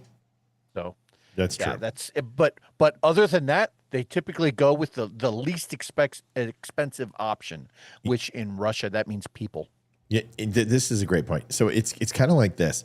Instead of sending it to the junkyard, you're like, we'll go ahead and lose the 5 cents per pound that we would get scrapping it. Let's just blow it the fuck up. So they're kind of just like, meh. We throw the old stuff at them, and we'll save the new stuff. So this is basically, consider this recycling. Yeah. And Leroy's right. When they don't have enough tanks and planes, they send bodies. And this is what Russia's got. It's like 50 million people died from Russia, is that they don't know how to resupply their people, and they don't care if they die. Because in the end, who's going to invade Russia? It makes you wonder if they don't look at their own troops, evaluate them based off of who has tuberculosis and who has alcoholism, and like has somehow developed a flow chart or a fucking pecking order to say, send the alcoholics first. Because that's what they did with Ukraine. At one point, they resorted to sending prisoners, literal prisoners. Yeah, it's like they have a talent chart. Right? This guy's an A and a B player, but these are Charlie Delta players. Let's send the Charlie and Delta guys who've literally been in the same rank. This guy's a buck sergeant. He's been a buck sergeant for 9 years. Let's go kill that. Send the guy who's missing a foot. That's the guy they're going to send. Yes. Send the guy who has chlamydia and a penchant hypertension. Let's send this guy out. Send 3 guys. We only have 1 guy. Give that other guy a bow and arrow. Let's see how far he gets. Right. Yeah. Right. God. I mean, seriously. I mean, that's what they don't care. It is how they do it. They don't care. I mean, like this is like storming the castle, and you're throwing guys up against the moat. So you don't want to build the ladders. That the siege captain is like, I don't want to build a ladder and a trebuchet. Let's just throw our bodies and we stack and we walk up Jean-Claude and Pierre. We step on their backs and then we go ahead and storm the parapets. Like World War Z style. Yeah. Right. Yeah, you stack the bodies and watch them, and then just climb them. It's like, I'm sorry, Bob. Now they can't do that. They're running so low on people. China might be able to thing. swing that, but all right. Well, we got a 2-6. We got a caller coming in. Caller, where are you from? It's me, Matt, Paul. Hey, Paul. What's up, buddy? What do you want to talk about, man? Hey, it's funny you guys are talking about this kind of stuff tonight. I was actually pondering this in my head at work today. I've been watching, the little whatever videos and stuff that come across Facebook and all that, and been seeing our M1s and our Bradleys and things like that over there, and was just thinking that, I mean, I know we used them in Desert Storm and overwhelmingly successful, but going up against Russia is a little different story, and that's kind of why I was asking if they were using their best weapons, their best tanks, their best anti-tank weapons, things of that nature. They weren't, but they are. They're using everything they have now because they don't have any other options. yeah, right. So, like, let me tell you what's going on in Russia right now. So, the air marshal, which really isn't an air marshal, but we'll call him an air marshal, is probably dead. Whoever was in charge of that section of Russia, whoever was in charge of that base with the Bear Foxtrots, he's dead. The second in command is dead. The third in command is still under interrogation. And anyone who remotely helped transport these crates of mobile homes, anyone who shipped, anyone who fueled, anyone who controlled a bill of lading, if a secretary stamped it for approval, they're all going to die. Putin is going to ensure that every single person involved in this is dead. Just FYI. Well, I'm sure. And then the next thing he's going to do is, let me tell you what I would do if I was Putin. You want to go ahead and show the world that you're not powerless. You have to do something that's not going to draw the UN, and you drop a hyperbaric bomb, and you kill 10,000 people in one shot. You want to scare the UN. You want to scare the world. You want to scare NATO. You want to get the United States to stop and tell Ukraine to stop this shit. I said this last night. You flash 40,000 people with 10 well-placed hyperbaric bombs, and this thing ends. Because U.S. will be on the phone in 10 seconds. They're going to say, okay, fuck Ukraine, that's enough. Don't you ever fucking do it again. Stop. We're done. This guy, because he has the largest hyperbaric bomb in the world. And it's 1.5 sizes of the Moab. And it will literally kill 10,000 people in one shot. A square mile and a half is gone. Will essentially heat up to a temperature that will give you a very crispy tan and suck out all the oxygen in the area and superheating your lungs to a point of death. That is what he can do to stop this tomorrow. Will he do it? I hope he doesn't. right. Because what are we going to do? What's our response? The U.S. would then have to get involved. Leroy, I mean, is my analysis wrong on this? Is that what you do if you're Vlad? all of the Big Bang stuff that he still has in his back pocket, it's still on the table. And he has, I think Matt is onto something there. He has put just barely enough, whatever technology, armament, whatever the case is, he's put just barely enough to try and cripple Ukraine, but stay the hell off of the NATO radar to a degree. Because if he does overplay that hand, if he does start resorting to those much bigger weapons, then I think the rest of the world might have something to say about it. Folks, if you haven't seen, today's episode is brought to you by Stalinade, right? And this is the refreshing soda with a revolutionary twist. Could you start selling some shit that's actually in the dumb store? I mean, or get me those so I can sell them in the dumb store. Folks, don't buy that shit. Go to thedumbshow.com, buy a shirt and a hat. Folks, we're 1/3 to goal. We've got $200 to go. We've got basically, listen, this show, every time Leroy and I do this show is fun. If you like, this is why we have almost 500 people on. We've got 197 in general pop. I've got another 100 people on Rumble and almost 100 on Wimkin. So we're pushing some good numbers here. We need your help. If you don't mind, please remember 118 on Twitter, 20 on YouTube, and 60 on Facebook. Screw you, Facebook. So we've got quite a few people on. And in All In on Network, we're doing pretty well. So if you guys can help us out, please do. Head us to goal. We are $200 away. We need to hit it. Pays for the broadband, pays for the internet, pays for the lights, pays for everything. And then you get Leroy and I here. Paul, what else were you thinking, buddy? Did you have anything else before we move on? Well, and I was just kind of wondering, kind of the intel we're getting not only on our equipment and how it's doing against Russian weapons, but also Russian tactics, how they move. The weapons they're using, is it stuff that we haven't seen before? How is our equipment holding up to it? I mean, I'm assuming we're getting all that intel, right? Our third and second generation stuff is doing great, and we're not using any of fourth and fifth generation shit. In fact, Russia has depleted everything, and they're using state of the art. The thing that we're low on is ammunition and rounds, but that's why we've moved to different type of munitions, because when you can make 1,000 rounds versus making 10, which one would you rather do? Well, you would use faster, more effective and accurate type of munitions where you wouldn't have to make 1,000 rounds to hit something. That's the difference. The stuff we're using, we're using TOW missiles, for God's sakes, in Ukraine. We're using, second, third generation surface to air missiles type technology. In Desert Storm. Yeah, I know, but that's the point. Where we're using them in Storm.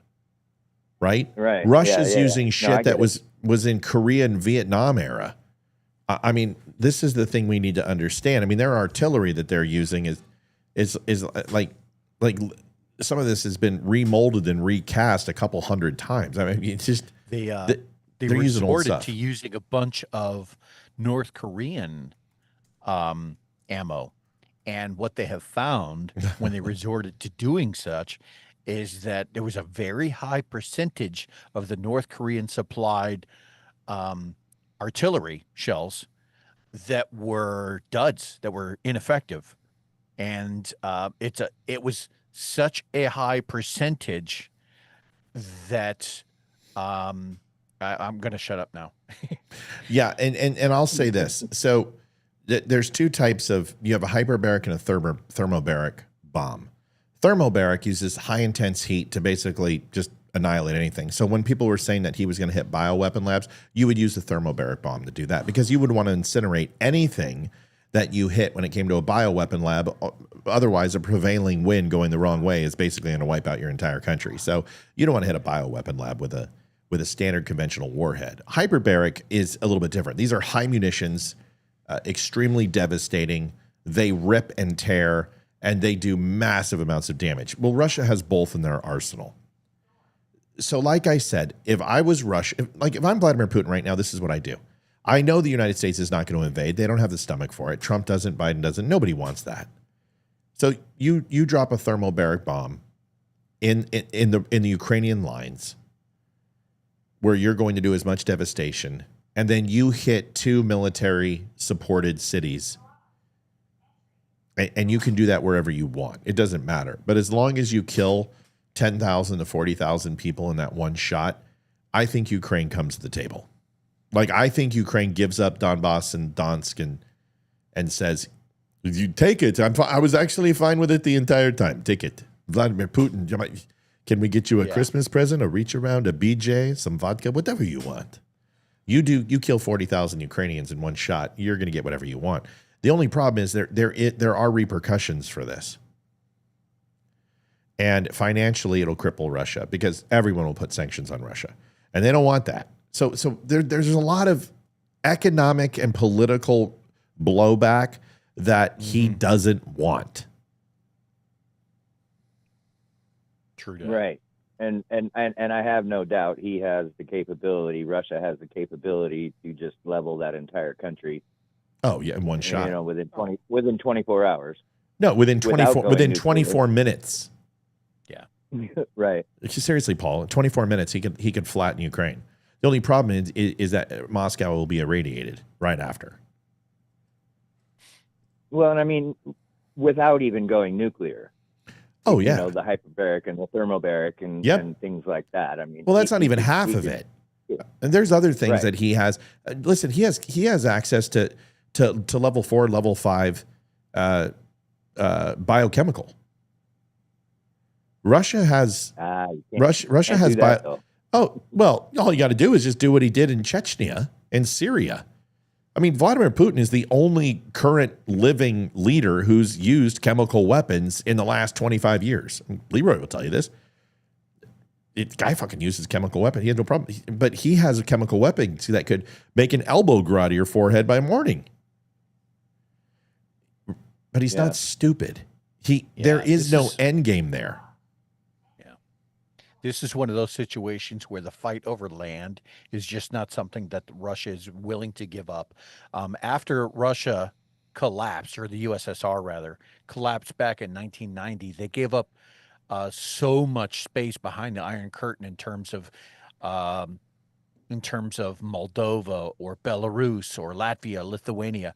All of those countries went neutral at one point, and now, I think it was in like 2004, Latvia, Lithuania, a bunch of the former Soviet bloc states are now NATO.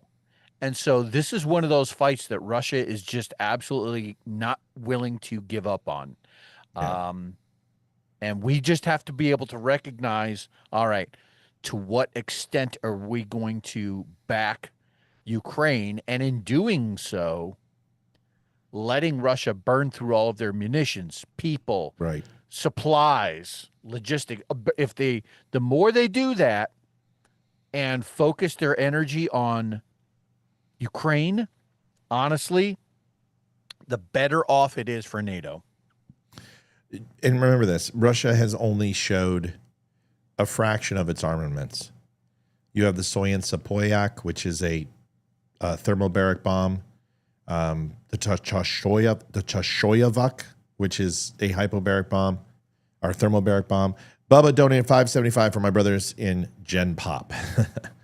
The Tashashka, which is also thermobaric bomb. I mean, but here's the thing.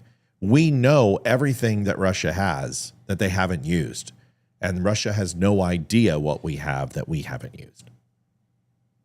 And people just don't understand. Right, when the United States finally says, okay, you want us to keep fucking around? Let me show you what we got. Right. That's when the shit out of Nevada starts making headlines. Right. And then, you know, you just start putting some experimental shit out there. And basically what you see is very much like the Nord Stream 2 pipeline. People are scratching their head going, what happened? Who did it? How did it happen? We still don't know. Because what they'll do is they will literally just do it and nobody will claim it. And people will have no idea how it happened, and the United States will just sit there and laugh. So if we can kill something in the air from 500 miles away without you even knowing we did it, what do you think we can do from sea? What do you think we can do from space? What do you think we can do from inside your capital that you don't know that we have? There's a lot of things that the United States has that these people have no clue. We are a nation we are Batman. We've got gadgets you haven't even seen yet. So United States needs to understand, and the people in the United States need to understand that Russia is not a threat to us. And congrats on your new home. Never apologize for that. Folks, we're at $100. I got to play something. Paul, anything else? I think I'll leave you guys alone. Love you, buddy. Move on to the next topic. Appreciate you, Bubba. Thanks for chatting. Thank you for calling. Paul. Yeah, man. Appreciate you, buddy. We'll be right back. Guys. The Dumb Show is built on real conversations, raw, unfiltered, and fearless. Mom, could I have some water? Didn't like that. Facebook pulled out funding. tried to shut us down, but for over a year, you, our incredible viewers, have kept us going. Your support, your donations, your time, it all matters. Most of you spend 10 plus hours a week with us. Compare that to Netflix, maybe 5 hours a month. We believe we're worth that time, and we hope you do too. But listen, we don't want giving to feel like a burden. We want it to feel good. So take a second to ensure you're in a good spot. If you're in a place to give, that will be amazing. If not, just liking and sharing helps more than you know. Visit thedumbshow.com/donate. Whether it's PayPal, Venmo, or mail, every bit helps to keep us going. Dumb Nation, we appreciate you more than words can say. Don't forget about the A-Schmel, which is a man-portable rocket, which is thermobaric, which means they can get a thermobaric bomb a quarter of a mile away from you and just drop that right on top of your head. Russia has armaments that could make the world completely unhappy. They have not. This is when people are like, Putin's a mass genocide, blah, blah, blah. Actually, he's running a fairly indiscriminate war, like a war should be fought. And Netanyahu's killing more innocents than Putin is, I'm just saying. A lot of Russians have died. But this is a war, and this happens. And everyone, you know, this is what's crazy. This is what we've had relative peace. I know Afghanistan, but America's just forgotten what it's like. War sucks. And this younger generation is just like, this is genocide. I'm like, this is like throughout world history. This is a stroll in the park. I'm sorry. You may not think that, but that's the truth. Leroy, we do have a couple topics we have to get to. Folks, if you've not had a chance to donate, please do. We've only got about 37 minutes, and I know people like to wait, but please.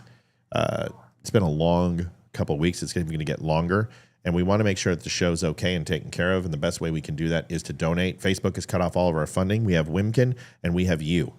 Without that, we cannot survive on the show. We have a great set coming. We have a lot of great shows coming up. We know you love the show, and if you watch this show, you ask yourself a question. Well, I give $20 a month to Netflix, but I watch it for 5-6 hours. But I watch the Dumb Show 10, 12, 13 hours a week. How do we help out the Dumb Show? That's the way you got to look at it. And if you could help us out, we'd appreciate it. Whether it's $10, $5, $50, $100, whatever it is, we appreciate it. And trust me, it goes a long way. And if you're thinking, hey, I'm not that person, it's not gonna help. Well, that's not true. Because if every single person gave $5 right now, we'd make $1,000. Something to think about, right? Help us out. See what you can do to help. Please and thank you. And we always appreciate it. We always put your name up in lights and say thank you. Tyrus, you know Tyrus from, by the way, like him. yeah, and I've seen what's been going on in Oregon, but this isn't even on Fox right now. So I don't know what, Oregon, we love you, but we're going to wait for further details. And Bobby, stay safe. Tina Savage, stay safe. We're going to wait for further details. There's nothing on Fox right now, so until there's breaking news, I heard that there's a conflict with ICE and headquarters, and Antifa's trying to take it over.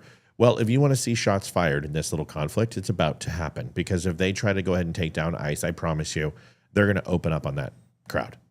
You're not going to take a federal building. Good luck.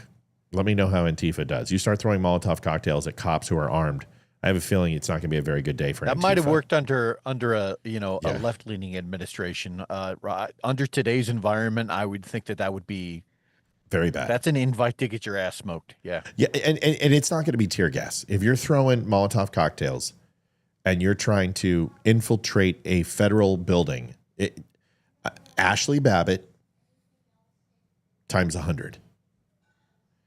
Fleet is happening too. What's Fleet? Is that some pride thing or Fleet Week, or what is Fleet? Bobby, stay safe. Week? I know what Fleet Week is, but she says Fleet is happening. And I don't know what Fleet is. I'm not sure what she means. You know what I do know, though? You know this new thing that they're saying about Donald Trump, taco? No. Well, they're saying basically Trump always chickens out. So they're calling, whenever they want to slam Trump, they just put the word taco. It's Fleet Week. Okay. Thanks, Bobby. So every time you're on a Trump post, liberals are coming in, they're just going, taco. Trump always chickens out on tariffs. Trump always chickens out. You know what? I disagree. Trump absolutely crushes opponents. That's what taco stands for. You tried to get this guy impeached twice. You were going to do it a third time, but you were going to impeach somebody who was already out of office. That's how stupid you are. Tried to indict him. You tried to make up Russian collusion. You did the Mueller investigation on this guy. You investigated him so many times. You guys paid off people to slander him. You have people with rape allegations that were completely unfounded and unproven, so you go to civil court. You change class misdemeanors to felonies and change the law of things that are past the statute of limitations. You change venues on court cases. You hold double standards that presidents are taking classified information home when every other president is taking home classified information. You try to go ahead and pin J6 on him that he's responsible for everything. And then he's still nothing of the assassination attempts. Right. That was next. You got the assassination attempts. And then this guy comes back from the dead with a 31% approval rating during January 6th to have a 51% approval rating, get voted back in and beat the living snot out of Kamala Harris and puts one guy in a nursing home with Joe Biden, crushes, sweeps 7 swing states, puts together a cabinet, has been winning left and right, stock market, economy. America's at a 50% approval on the economy, folks. 50%. You know what it was just 2 weeks ago? Tariffs are working. They're not bankrupting America. Small businesses are getting loans in a rapid transit. The judges are coming back against the federal and circuits and saying, you know what? No, it is constitutional. He can do it. And every time you try to block him, he just wins. And you are perpetually thinking about him 24 hours, 7 days a week. You think about him more than Melania does. It's not Trump always chickens out. It's Trump absolutely crushes opponents. So when you call him Taco, we love it. Call him Taco. We don't care. Better than calling him a Nazi and an orangutan. Gerald Richardson says submariners ruled the Navy. Battle groups ruled the Navy. Let's be honest. Battle groups rule the Navy. That's my. All right. I've been on surface and I've been on subs. I've been everywhere, man. And, I've been everywhere, man. Yeah. Tyrus. Listen, Tyrus is going through some what Leroy and I will probably call old man river syndrome. It's when you realize you're not young anymore, but you're not quite old, but one is going to happen and the other one will never come back. And that's most assuredly where we are. But I don't want to speak for him. Given up his Air Jordans yet, because that's really the key indicator there. I mean, let's be honest. I mean, if you've changed them in for Reeboks, or British Knights at Walmart that are on clearance, or if you buy your shoes at Costco, you're old. And I must say, I'm still wearing Under Armours, but I don't know how much longer that's going to. My plantar fasciitis is killing me. So here's the thing. Tyrus posted a picture of him when he was extremely overweight and just like a before picture. And he's like, I'm fat and I look horrible and I'm lazy and I'm impetuous and I'm a sloth, and was just degrading on himself. And then, he made a post about the love of my life, my wife, I've treated with disdain and disrespect and didn't treat her like the queen she should be. The guy's going through some introspective moments and he's sharing it and almost publicly cleansing himself of his shame. And people are flipping out, man. They're just like, oh my God, what's wrong with Tyrus? Is he going to commit suicide? No. He's where I'm at, where he apologizes to his wife for maybe not seeing the things that he should or not treating her the way he should sometimes. And he's self-reflective. It's called being self-aware, and it's called taking accountability. Here's the video.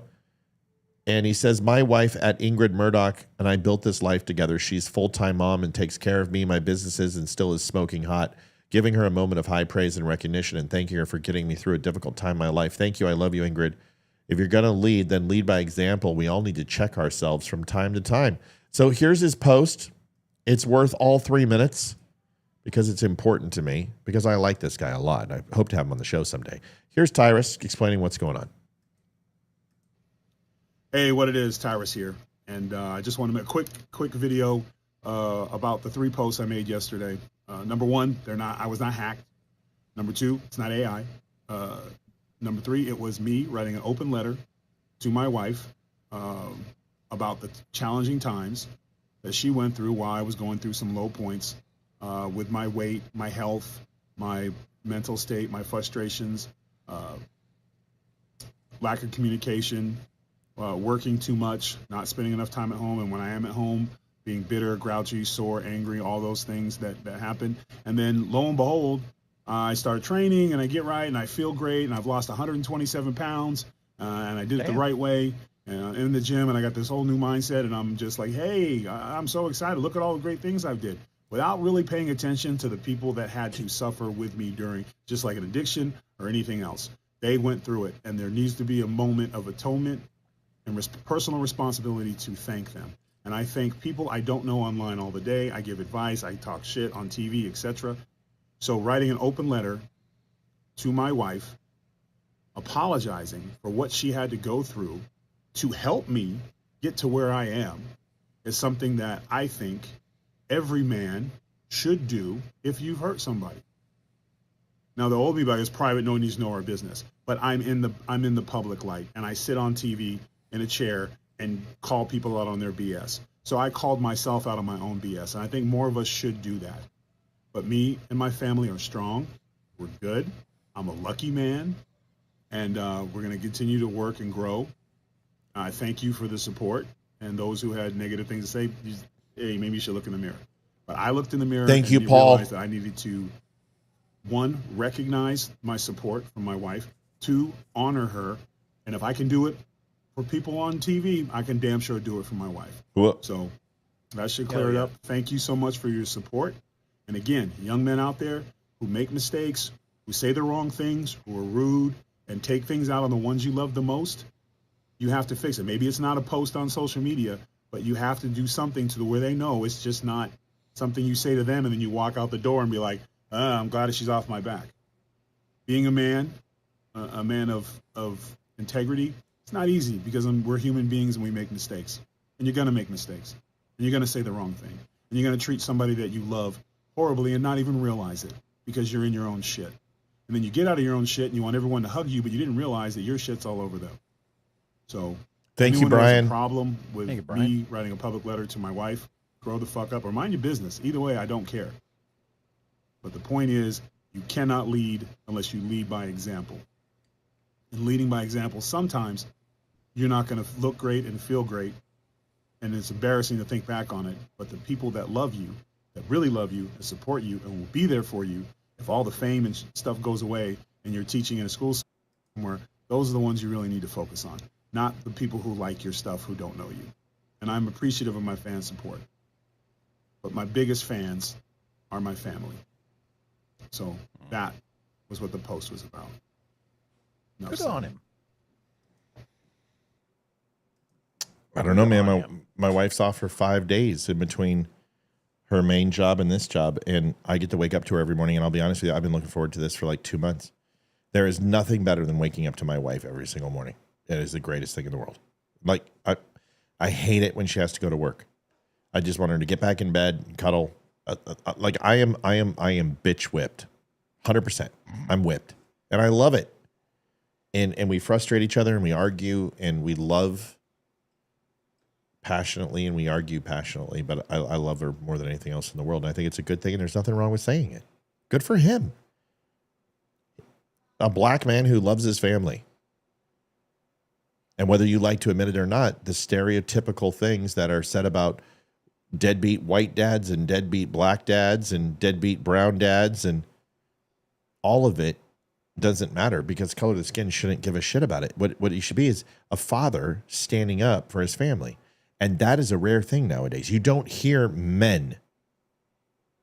So when you look at him and you go, oh, there's people like, oh, he's a black guy. He's standing up for his family. I'm like, you just missed the entire point of what he's trying to say. This is what we need. We need more alpha men who can show some emotion, but not be blubbering pussies, but express their dedicated disposition towards the matriarch. She's my queen. I'm good with it. Leroy, your thoughts? If you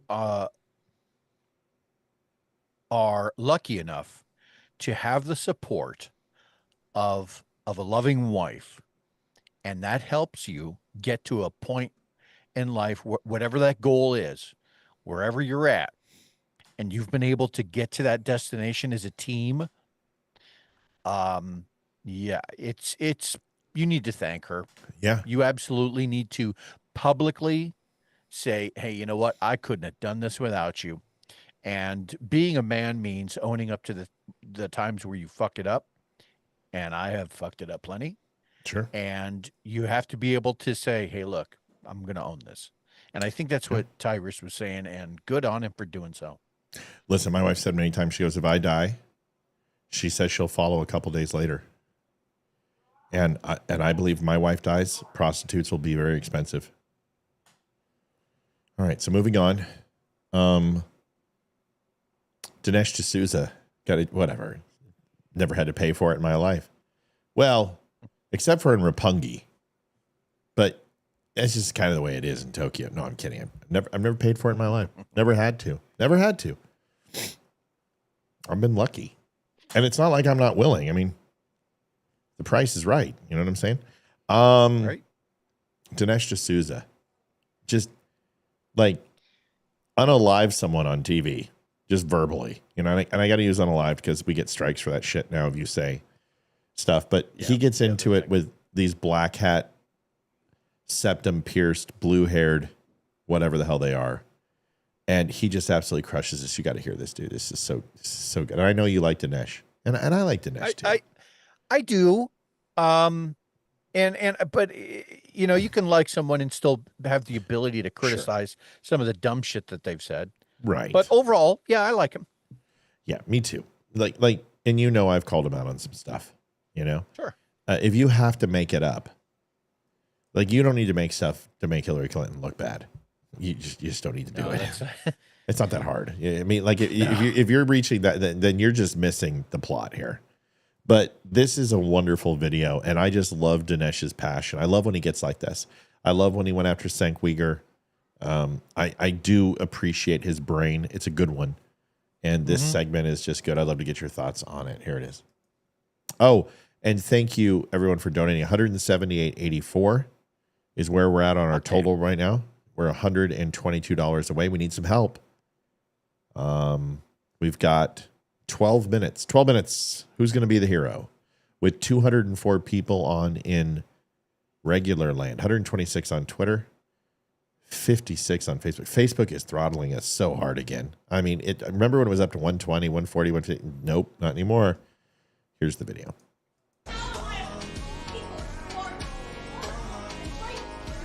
Are you familiar with the black shirts in Italy or the brown shirts in Germany? You realize that they would go to campuses, goons, and would stand in the back of the room, and when somebody tried to make an intelligent presentation and answer questions, they would shout them down, yell at them, try to intimidate them, and count as success if they could get the event canceled and the speaker threatened. But see, the problem is, sometimes you get speakers like me who are not scared of people like you. We recognize your frauds. I recognize that ultimately, you are afraid of ideas. You're not willing to engage with me. Yes, you're afraid of ideas. You're not afraid of... You think I pose a threat to you? I'm an immigrant. I came to America with nothing. What threat do I pose to you?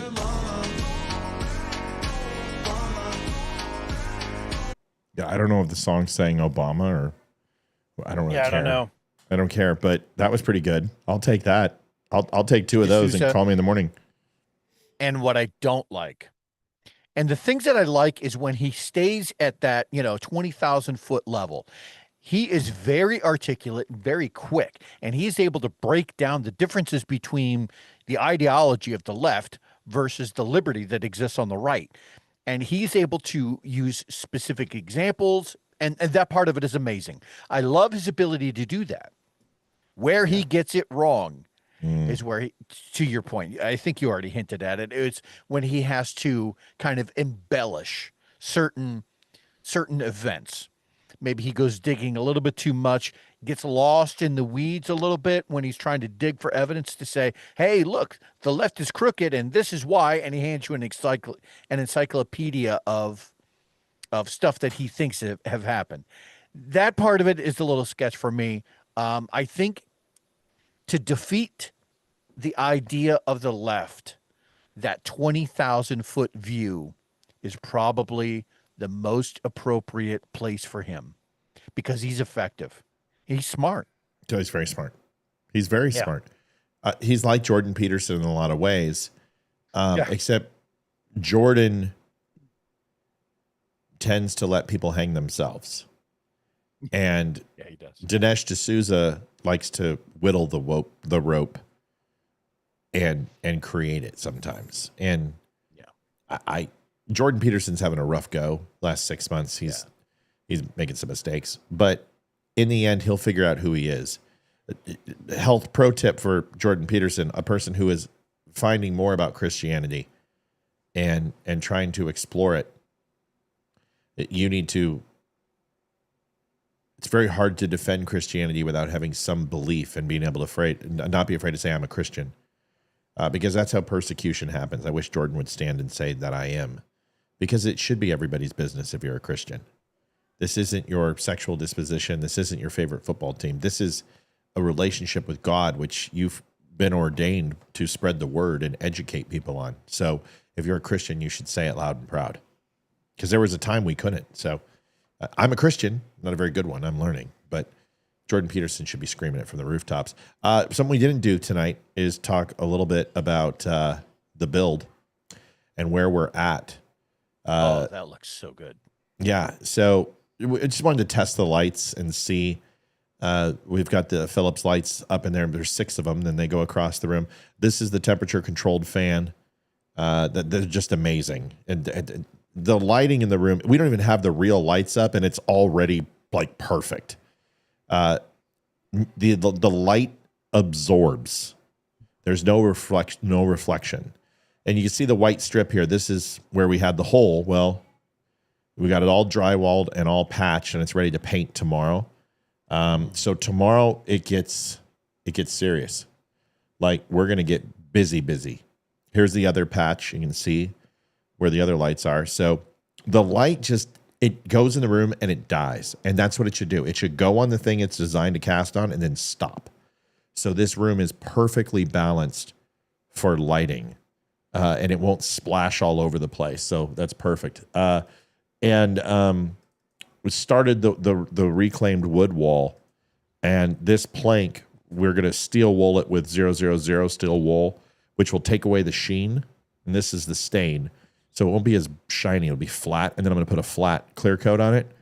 And so it'll just look like a plank from a ship. And that's what it should look. It should look distressed.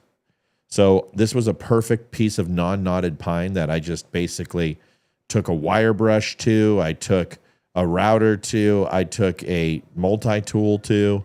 I took some chain to it. I threw my knife in it a couple times. And this will be surrounding the 20-foot wall. This will be the start. Then the rock wall comes in. Then the board, the shelf, which is 20-foot, 5-inch piece of wood, and then the reclaimed wood from all different time periods. We've got reclaimed wood from the 1800s, early 1900s, a barn in Pennsylvania, and that's all going on the back wall. So we're really making headway. Now it starts kicking off. The desks are going to be made within the next couple of days. We start getting the chairs put in, start getting the cameras, put the 75-inch TVs. We're getting it going. So it's going to start looking really, really good. So we hope you enjoy it. Folks, next segment's coming up. We're not going to go too much into overtime. We've got a hit goal. We're $120 away. We need a hero. Need someone to come in and say, you know what? We got this. Let's take care of it. But first, I want to show you something about Target. You guys may remember, I'm sure you do, Leroy. I remember when Olivia went into Target and she went into the Pride section, and they had the transgender swimming suits and the books on gay pride. Well, not anymore. Target has abandoned DEI completely. Not just the concept of DEI, but the practice of DEI and the virtual training sessions and the KPI indicators where independent companies rank your company on how diverse and how much equity and inclusion you have. Target's given up. Well, this section was usually at the front of the shopping cart, left side of the store, which is where the Pride section was last year and the year before. It's now gone, and it's been replaced with the following. We stand for the flag, and if you don't like... I can't play the audio. Good job, Target. You learned your lesson. Patriotic, red, white, and blue. Swimsuits. Do you think Target is squishy, though? Do you think that if the next administration rolls around and they re-implement a bunch of DEI horse shit, that Target would just sell whatever they can based off of the environment of the political landscape of the moment? Yes. And you know, it's a really good question because Walmart used to do it. And Walmart realized that your middle country, Walmart is, they are Trump supporters. Right. And right. Target didn't realize how many people actually were Trump supporters who frequented their establishment. They probably thought they were very more suburban, city driven, that they probably had more ethnically diverse people than they thought. Honestly, it comes down to they really did have a shit ton of Trump supporters. Thank you, Kevster, donating 2110. Folks, we need $101. Watch this video. This is a good question because this lady, this is what I'm talking about. Like, I look at Olivia. Olivia went in and was like, this is about our kids. We shouldn't be sexualizing our kid. We shouldn't, if it's not a choice, then why are you marketing homosexuality to kids? Why are you marketing it? Right. Well, because they may have if it's a choice. Right. If it's a choice, then why do you have to market it at all? Right. It's going to have its own, you know, they're already will have already had their own products to choose from. Right. So to answer your question, yes, they are wishy-washy because this isn't the first time. Remember, they were the ones that pushed back against transgender bathrooms and said that they wanted them. And people are like, wait a second. So of course they're wishy-washy. They're a Fortune 20. But this is the video that made me laugh because Olivia was worried about kids. Olivia was worried about the sexualization of kids. This lady is worried about that there are no more clothes to sexualize children. And this is liberals. This is liberals' brains on leftism. Here it is. Pride Month in my Target that used to have the Pride section. It's now all USA. Yay. It's an American summer. Except for tourism, because tourism's down because no one wants to come here. USA, woo! And honestly, my dad served in the military, and I'd love to be really proud of this nation, but it's hard to be proud of it under Donald Trump. But hey, you know, while you're here, pick up a USA bikini. You know, why not? Yeah, Target's really taken this anti-DEI thing to another level. Happy Pride Month. She sounds very bitter that she can't fit into a bikini, number one. Number two, I always love people who are like, I didn't serve, but I'm going to go ahead and tell you about service. Right. It's like saying I know a black person, right? Right. I have a black friend. Right. I have a friend who's a Marine. That So pretty much cheap. makes me a Marine. Semper Fi. It pretty much makes me a Marine too. I knew a lot of SEALs. I've interviewed some SEALs. I worked with the SEALs, so therefore I guess I'm a SEAL too. Oh, can I tell you a scummy story? Oh, about that? please. I love scummy stories. You know what I love more than that? $101. Let's go, folks. I want to get off on time so I can go work more in this room. Go, but I actually did email Don Shipley on this one, and then I found out that he charges a fee to have people looked into. What? It's like $20 or whatever it is. I love Shipley. I love Chief. Don's pretty awesome. So while we were down in Pigeon Forge, we were visiting a bunch of the stores, and I found myself in a tool store. They have a Ryobi store, and in the same plaza, and something I've never seen before is in the same plaza they have a blacksmith who occupies one of the storefronts, an actual, like with the hammers and the forges and all of that.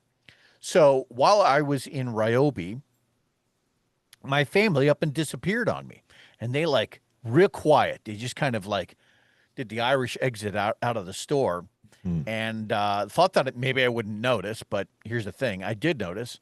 And so I followed them, right? And I wasn't trying to like be quiet about it. I was like literally 10 feet behind them the whole time.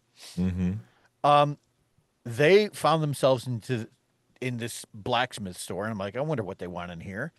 Here, they had found a medallion of the U.S. Navy forged, and looked like it was real pretty, and we bought one. So my older kid grabs this thing, takes it up to the counter. I'm already there. They're like, "Oh, you blew the surprise, right?" It was my Father's Day gift. So we Thank go to you, the front CJ. counter. We Thank go you, to the CJ. front counter. We turn it in, and the guy that's behind the counter says, "Oh, that was my branch." I'm like, "Oh, really? That's cool. What did you do?" "Oh, I was a Navy SEAL." Give me a break. "Okay, please tell me about that." And so he proceeds to tell us all about hauling boats and full of sand and, running around on the beach and carrying logs with his buddies and this kind of thing. And I was like, son of a bitch. Like, my family's all enamored with this. And they're just totally like sucked into this. What boat crew were you?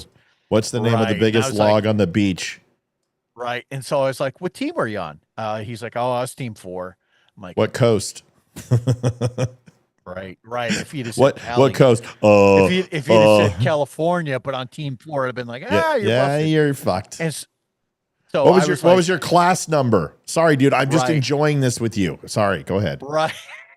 What's your So, class number? I could have asked any number of qualifying questions, obviously. And I was like, oh, for fuck's sake, I'm not going to do this right now because my family's really enjoying this moment.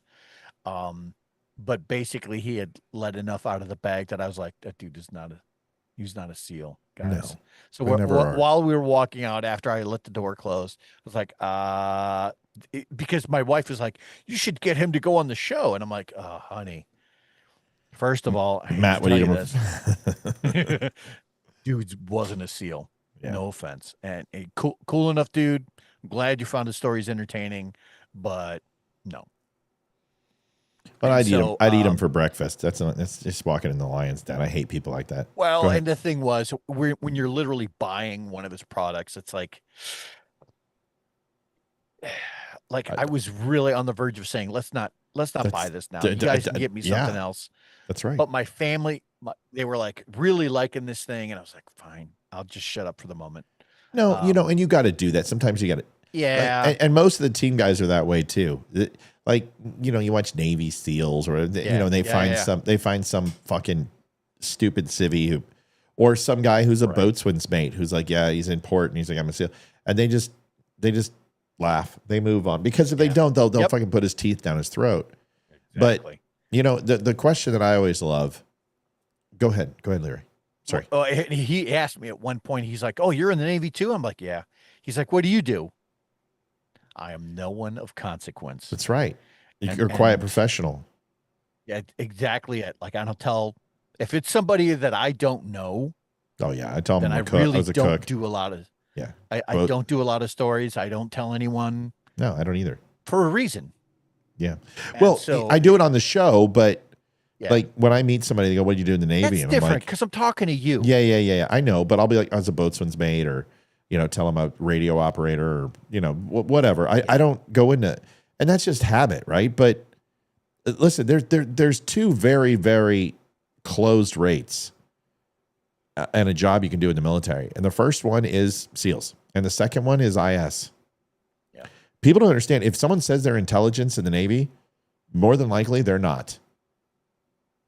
At any given time, there's about 1,000 ISs in the United States Navy.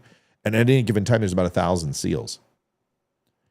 And the training in IS is nothing compared to SEAL teams. In fact, a lot of these SEALs have to go through very similar training that we went through as ISs, on top of everything else. Plus all the physical shit, right? Now, and then if you're like Leroy and I, we're NSWAG, and he went through, was it Expeditionary Force training? I don't know, whatever. Yeah. So we went through similar training. I didn't get a badge. Leroy got a badge.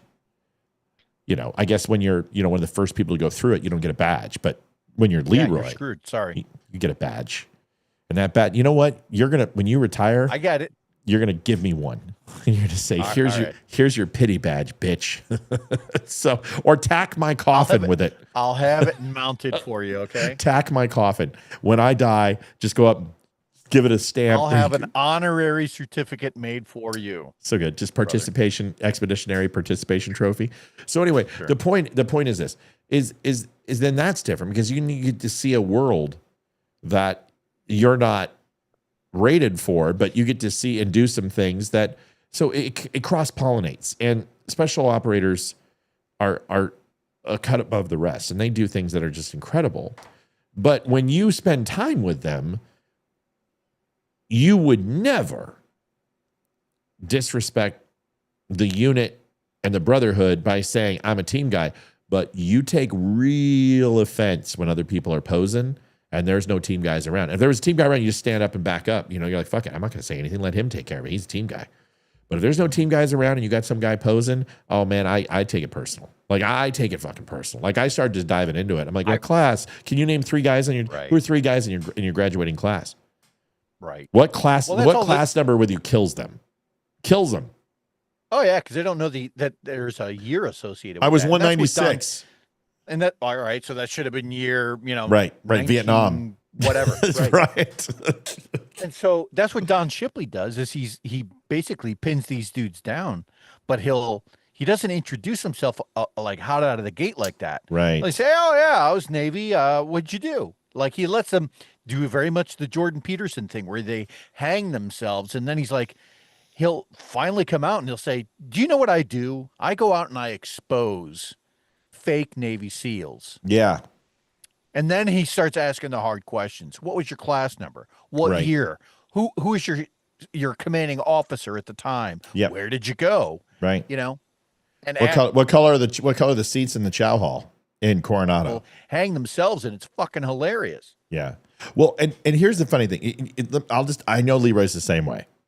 If Shipley called me on the phone and he's like, "Hey, Petty Officer Spear, I got a question for you. This is Chief Shipley." I'm like, "Who said I was a SEAL?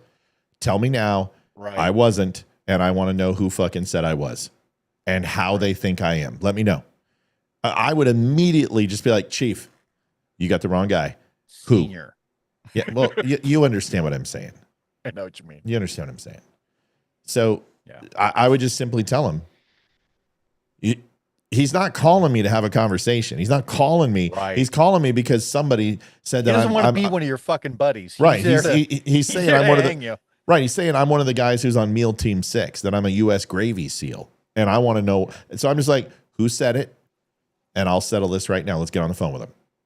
Because I have hours of content with me saying, I want to be very clear. I mean, that's what every time someone comes up to me and they're like tattoos, they see the weapons, they see the physique, and they go, okay, this guy's a team guy. I got it yesterday. My electrician said it. And he's like, what team are you on? And I said, I wasn't. Let me tell you how I supported the teams, and I can tell you which teams I supported, but that doesn't mean I was a team guy. So let me be very clear. That's how it starts every single time. Yeah. Because you start hanging, but you got to understand, outside of the military, and whether it's doing contracting or whatever, I'm spending time with the Marines.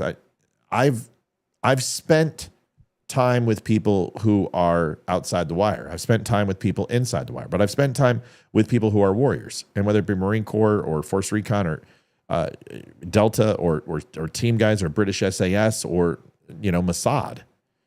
So you take on some of the inherent traits of those people because you're working with these people every day. It's just a standard practice. Leroy and I dress the same, not because we went to the same freaking beautician school. We dress the same because pretty much everyone in the community dresses the same freaking way when they're off the clock, which is beards, hats, T-shirts, and relaxed with sandals and shorts. That's pretty much the MO. True. Okay. True. Folks. Underwear is optional. Well, I never wear. I always go commando with commandos because there's nothing like fun, like brotherly fun. That's a safe thing. $90, folks. For God's sakes, please, folks. I want to go and work. You can do it. I'm exhausted. I'm so tired. Please help us get there. Interesting stuff. Somebody mentioned Blue MAGA in chat. I'm very well aware of what Blue MAGA is. And you just might call them blue opportunists.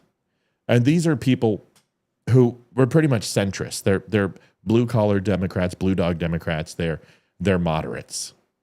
And they were never Trumpers. And now they're like, well, now that liberals are completely off the rails, we're going to be blue MAGA supporters.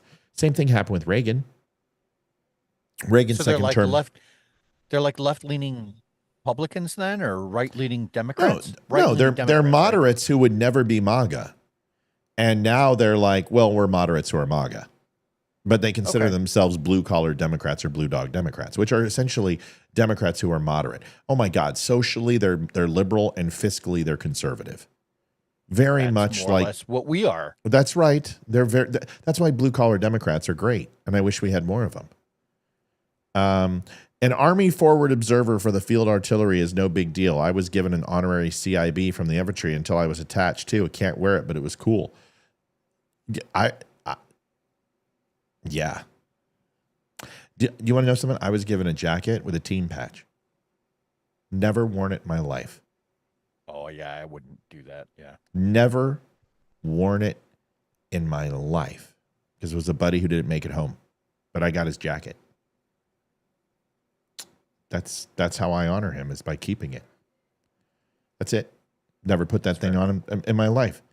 You know, I have a VF squadron jacket.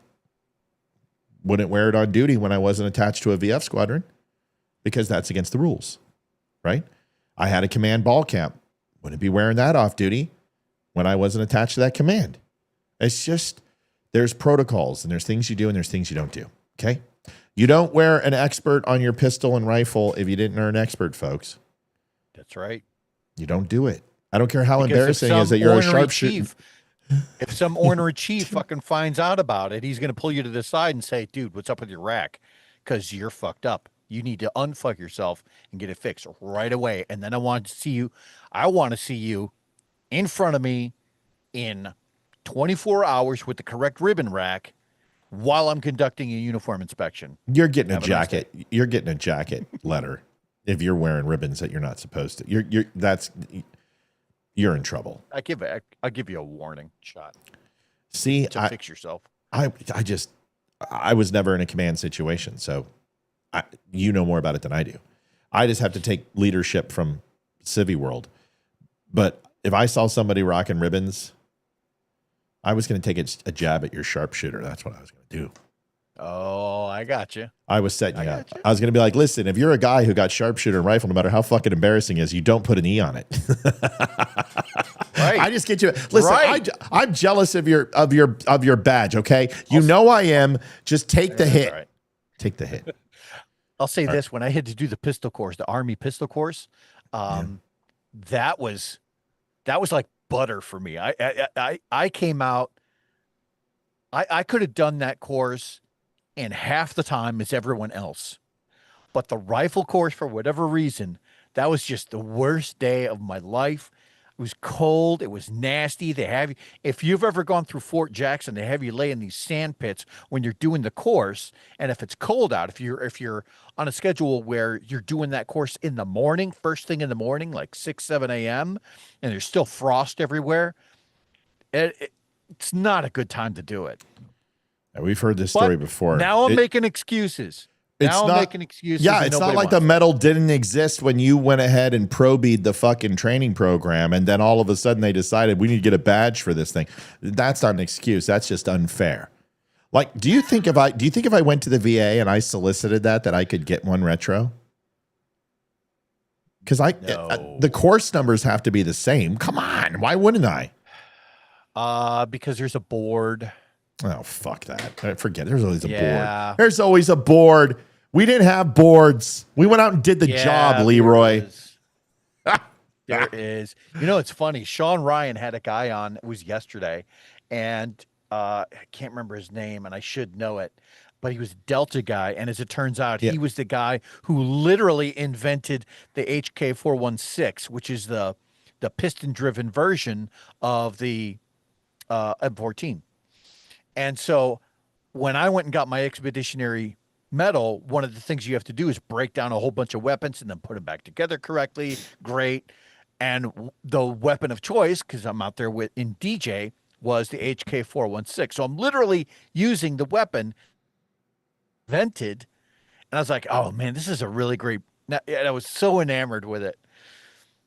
Yeah. It's good stuff. And then I got sharpshooter on it because I suck. I still think it's bullshit that, listen, we both have our crosses to bear. You're pissed off that you got a bronze S, and I'm pissed off that I got nothing. That I've got nothing. Nothing. Because You've got me. well, that's true. We were the guinea pigs. It doesn't matter. Whatever, fine. I'm over it. It's bullshit. Bored. Fucking bored, really. Yeah. That needs a shadow box on the wall in the new studio. Nah. Nope. I take it out once a year. I just if you take a look, Leroy's been in my house. He knows I have a couple SEAL team patches back here. I've got team coins stuff, yeah. that I serve with. That's different because those are given to me in a place of honor. I got the flag. That's all I need. I'm good. I will never steal the honor. There is a. It's not mine. It's not mine. I didn't earn it. That's why I got so pissed at Glenn Beck wearing a trident. I don't care if a SEAL gave it to him. I've gotten tridents from SEALs before. I got a Deca 10 Special Forces World War II pewter insignia for Dea Presa Libre. I don't wear that. I didn't earn that, but I got a Special Forces buddy who literally lives across the street who's in my house every day, and I would never wear that pin. Go ahead, Libre. On the door, on the skiff door in Djibouti, there's a plaque, and it's something that all the SEAL teams all use the same phrase. It's called it's an old Spartan phrase. It's the deed is all, not the glory, and that's what Matt is talking about. You don't need to advertise. No. You don't need to tell everyone about what your exploits were. The deed is all. Just the fact that you put in the work, that you did what you did, and that you're not looking for a news story on the other side of it. The deed is all, not the glory. And that's what Matt's talking about. It's just like with Tonto, you know? I mean, I'm not going to sit here and tell Tonto. You know, when he asks a question specifically about ISR, Leroy's going to be able to answer that better than I could. And that's why I'm like, well, here's my opinion, but Leroy's better. And then Leroy took it because he's the expert on it. I'm not. I mean, our ISR was very different. Our drones that we had were literally the size of fucking trucks. And, you know, we're jet propulsion and we're loud and boxy, and they were just beginning.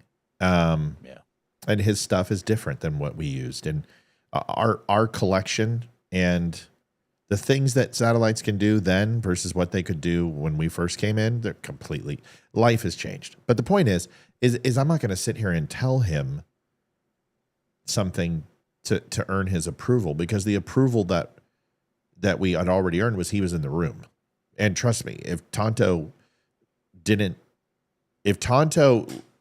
he did research us and didn't like what he saw, he wouldn't be here.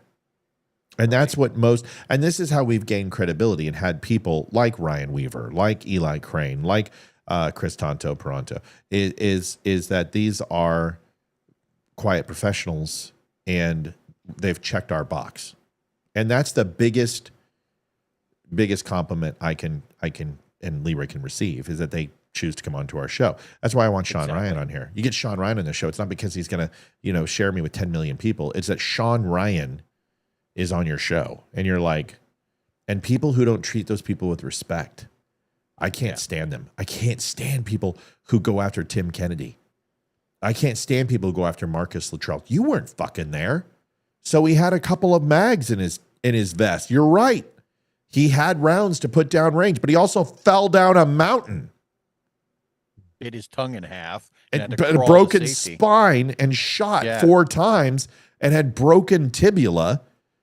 And the guy had a choice: go back and literally die with his team, or do what you are trained to do, which is avoid capture at all costs and get out alive. They got those bodies back. They got those boys back. The team held their credo. I wasn't there, and I don't even know if that's what happened. And yes, there's been inconsistencies in Luttrell's story. You go do that and tell me you don't have inconsistencies. Hell, I can't even remember what I had for breakfast. Right. You weren't there. You don't know. And so, just like I don't go after Master Chief Gallagher. And people are like, oh, well, he killed a guy and tortured a kid. A terrorist. Sean Ryan is a Master Chief. I think Eddie is just he's just straight up chief. I don't think Sean Ryan was in the Navy. or he was SEAL. But he Yeah. wasn't it's not, I mean, he was He was SEAL, a but Master Chief. Was he Master Chief? Okay, Yeah. so yeah, it's Sean Chief Ryan was a fucking Master Chief. It's Chief you're Gallagher. Right. It's Chief Gallagher. It's Chief Gallagher. You're right. Yeah, it's Chief Gallagher. I've got him backwards. Chief Gallagher, Master Chief. I didn't think he got Master Chief, but he did. God, Sean Ryan's done so much. I mean, that guy, He's his a fucking contracting, badass. his contracting is longer. I mean, that guy has seen and done it all. You're right, Master Chief. But anyway, Chief Gallagher, I'd never question what he went through. And some people say he was dishonored and disgraced. And I'm not going to question those SEALs who went ahead and narked him to command. Because here's why. We're not a part of the Brotherhood. We have no right, just like they have no fucking business talking about Intel. I love when team guys would talk shit about Intel. I'm like, you don't know what the fuck you're talking about. You're not even there. You were in on that op. You were in that briefing. You got the same intel we did. It wasn't cold intel. You got a dry hole. That's not my fault. I'm giving you the latest shit that you got. I'm here with you. I fucking am right next to you eating the same food you're eating. It's not like I'm sitting in Washington scrambling this stuff and giving it to you. So know your lane, know your job, and if you don't know what you're talking about, shut up. Or just ask the correct questions. Right. That's a lot even of times better. that's what it comes down to. Right. A lot of times that's where a lot of the discrepancies come on a hot mission is people would ask some IS out there a question and it's not the question that they wanted to ask. They lacked the capacity to correctly articulate the question. Yeah. Yeah. And that team commander, he ultimately is going to make that decision. And that decision is going to change in the field. And you got a plan. I mean, you've got your code checks and you've got your steps to every single mission. But if you think that it goes past Alpha or Adirondack or Argamedigan and then moves on to the B and it's seamless and you just go through your Alpha, Bravo, Charlie, Delta, Echo, Foxtrot checklist, depending upon what words you're using at the time, and everything just goes off seamlessly like a TV show. That's not the way it works. And most of the time, Alpha and Bravo get soup sandwiched and you're moving on to Charlie and Delta and improvising. That's not always on the intel. Yes, intel's bad, but it's not the delivery of the intel that's bad. It's the source information that got to you that was bad. And you have as much control over that as you do of what bombs are dropped or what air support you get. It's not within your control. So there's kind of a rule when you're out there is stay in your lane and control what you can control. Work the problem. And that's an intel, that's with teams, that's with corpsmen. It doesn't matter. Whatever you are, you work the problem. And you're really not out there blaming everybody. Am I going to say that there hasn't been team guys that come in and like light up intel guys? Yeah, it happens. It happens. I was one of them. Yeah, I got yelled at. I got yelled at. But what do? You own what you own. But there's a point where you have to say, you know what? I'm not going to own that. And I'm not going to point blame, but I'm not going to let you pin that shit on me. And those conversations are usually in private. They're not in front of command. They're in private. And you'll have that conversation. There's a level of respect. Team guys respect their intel guys because they save their ass more often than kill them. Hey, real quick, if you like this kind of dialogue, if you like us being so blunt and honest with not only our careers, but also our opinions of some very real big heroes, we're looking at another $89.26, folks. We have $89.26 to go. We're at $9.25. I'll let Matt, what do you think? I don't know, man. I'm hoping we hit it, but it's just a slow night. It's amazing. We have so many people on. Slow night. We'll do one more topic and then we'll pop smoke. Bill Maher. Bill Maher on a Thomas Sowell quotes page. This ought to be great. Yeah, this is a really good. Listen, I like Bill Maher. Everyone knows this. I've defended him for plenty of times. But folks, Leroy's right. We're $89 away. Folks, it costs $150 to just put the show on. It's I know it's been a crazy month. I know you guys just killed it for the $20,000 show, but Chuck said it best. The $20,000 was for the studio. That money has been spent. You will see where it goes as soon as it's done. We have got to hit goal. It's just been real hard lately. I know it's tough for you guys too. If somebody hasn't had a chance and you were thinking, hey, I'm going to donate, this is the time. Help us out. Let's get there. I hate talking about it. I freaking hate talking about it. I wish we never had to talk about it. I hate Facebook, but they took all of our funding. We need your help. This is a great one by Bill Maher, and give it a listen. Seriously, this is a serious problem for Democrats. Less than 1 in 4 Democrats under 30 say they're proud to be an American. 54% say they're embarrassed by it. Embarrassed? Like America's your mom picking you up at school? You're embarrassed to be an American? Well, guess what? The feeling's mutual because you have no perspective. Is America perfect? No, of course not. No country is. Although don't get Tucker Carlson started on Russia. Globalize the intifada is the catchphrase that's really catching on these days, as if worldwide suicide bombing and cosplaying Islamic revolutionaries is the answer to our problems. At an AOC Bernie Sanders rally in Idaho last month, someone threw a Palestinian flag over an American flag, and the crowd erupted in approval. What should have happened after that is one of the adults on stage should have told their young, loyal followers, this is not a symbol of freedom. This is.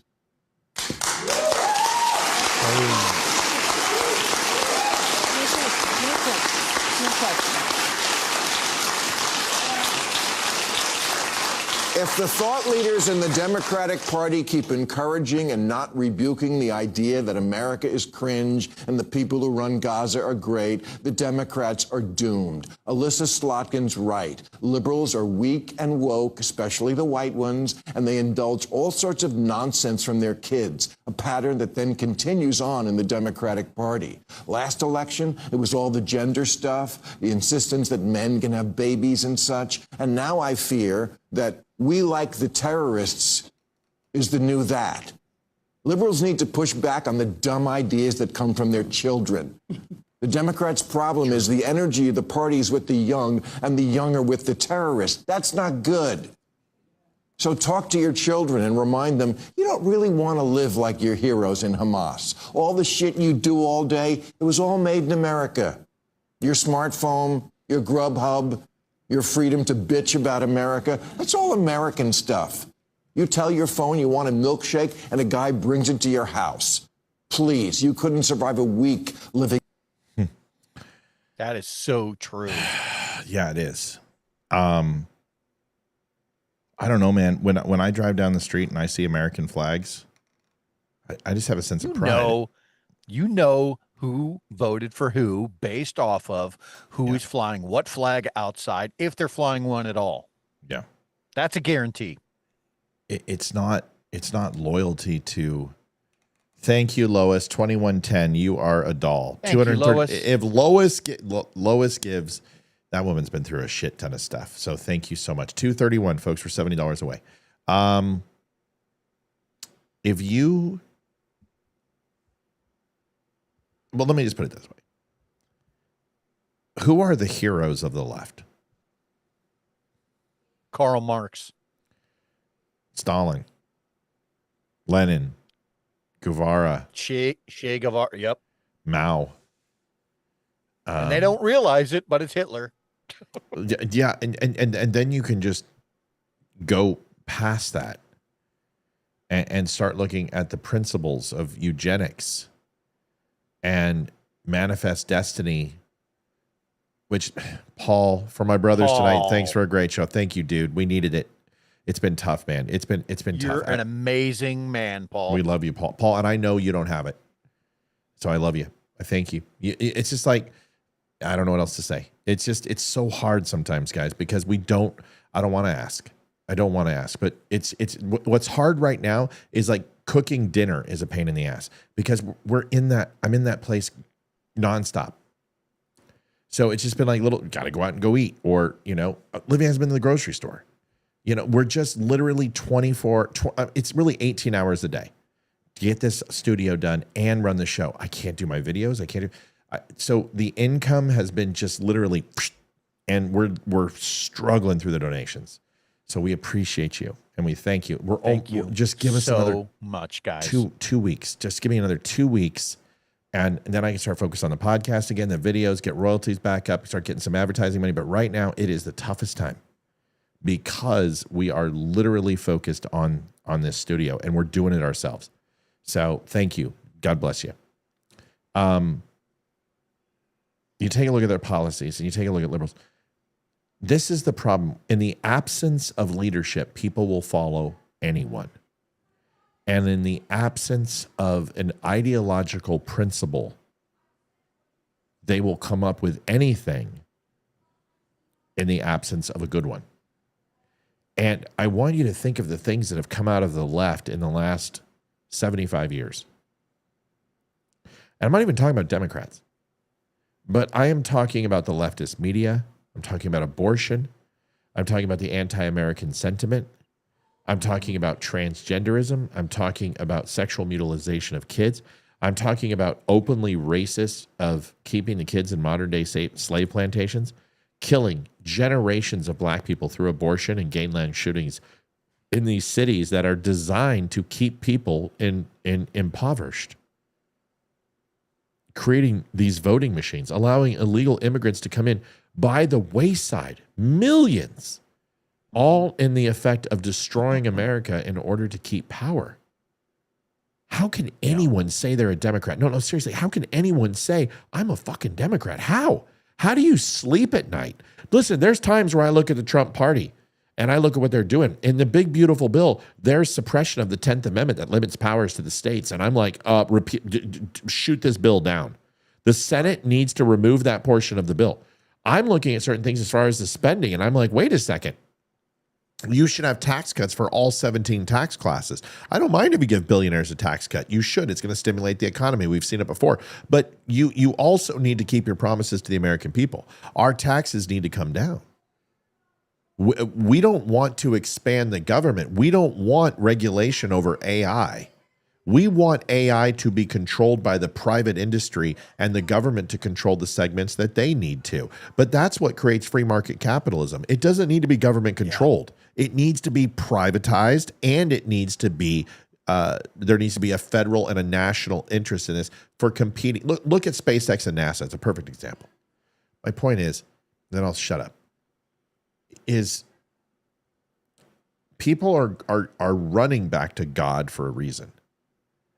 Because the ideological answers of politics and macroeconomics is not fulfilling. It's just not fulfilling. It doesn't fulfill the soul.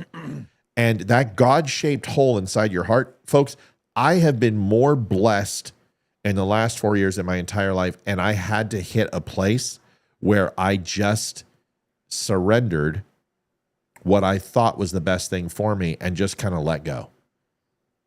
And I'm telling you, people are moving towards God for answers. People are moving towards the Republican Party because they see what's on the left and they're finally able to see clearly what evil looks like. Leroy, go ahead. Thank you, Bobby. We love you. Thank you, Bobby. I will say this. Democrats love people so long as they're poor and so long as they identify as a victim. Right. And once a person finds some level of his success, seriously, this is a serious identify. That's right. And they identify as a victor rather than a victim of their circumstances, then the left literally vilifies those people. They literally vilify successful people. So they don't want you to be successful. They need you to identify as the victim. And just like what Matt was talking about, right? One of the things that the Bible teaches you is to not be this woe is me victim mentality.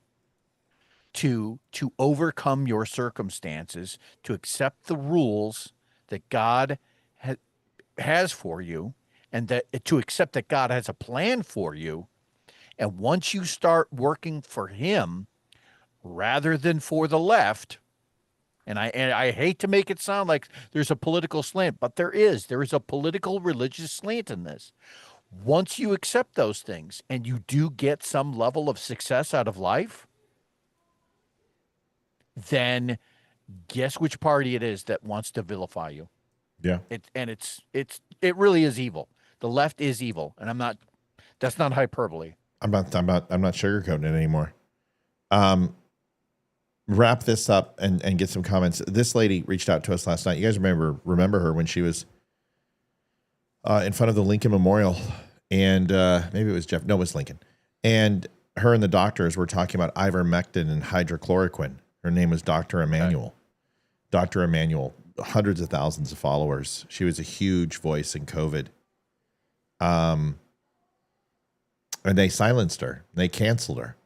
Remember, they wanted to take her credentials away. They went into her personal history, her banking records, and they tried to discredit her. She reached out to me last night. She wants to come on the show. Wow. This lady. Oh, that'd be awesome. This lady's huge.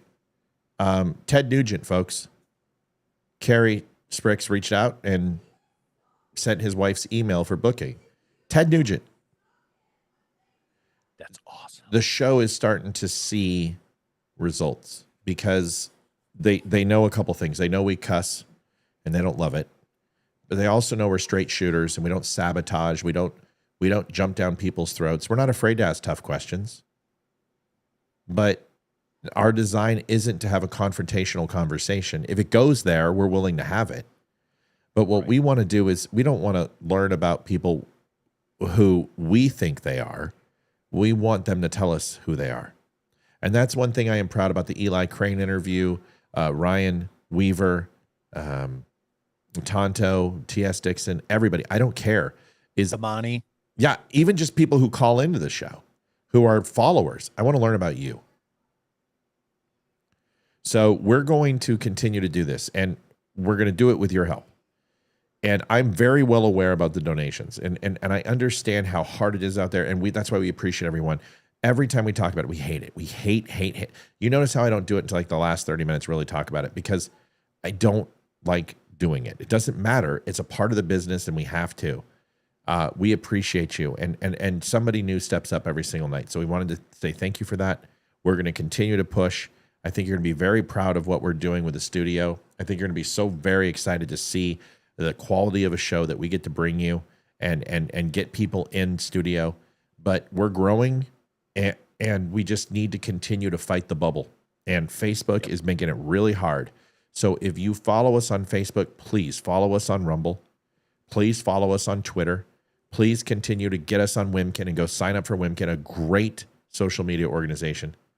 And we will continue to fight this fight. Rumble we've been rated 3 times in the last couple of weeks, which is great. That means people on another show bring their followers into our show to chat and watch us. That's cool. That's exciting to see that happen. It's been happening more and more lately. So other content creators are coming and bringing their fans into our show. That's neat. So it's working. Let's keep doing it. Leroy, your minute, buddy. Great show. You know, it's been a couple of days since I've been on. It's been a little bit of a gnarly couple of weeks, but there's been so much. There's been so much happening within the news, either due to our own political headlines or the economy or China's economy or things that are happening in Russia, Ukraine. There's always something going on.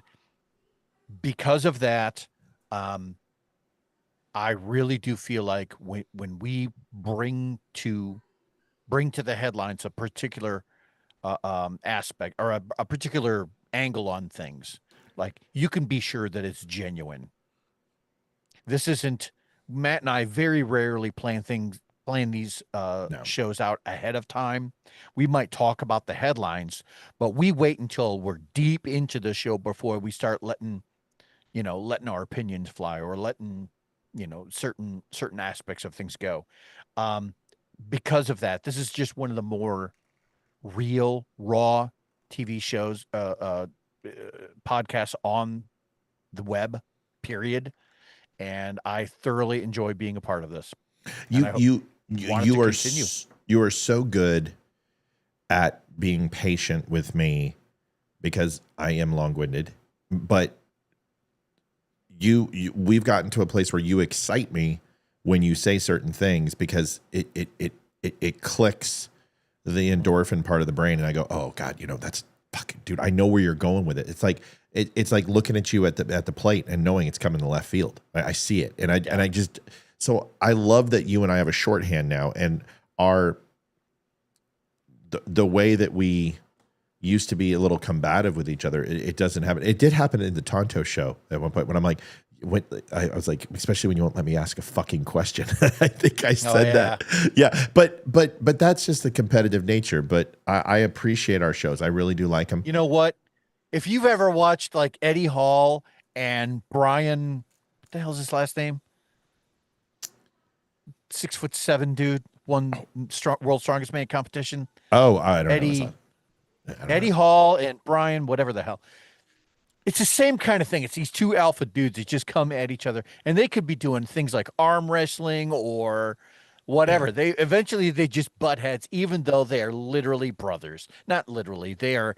They're frozen in time. He'll catch up. Give him a second. Here it comes. Maybe not. Maybe he's toast. It's done. NSA. They shut him down. All right.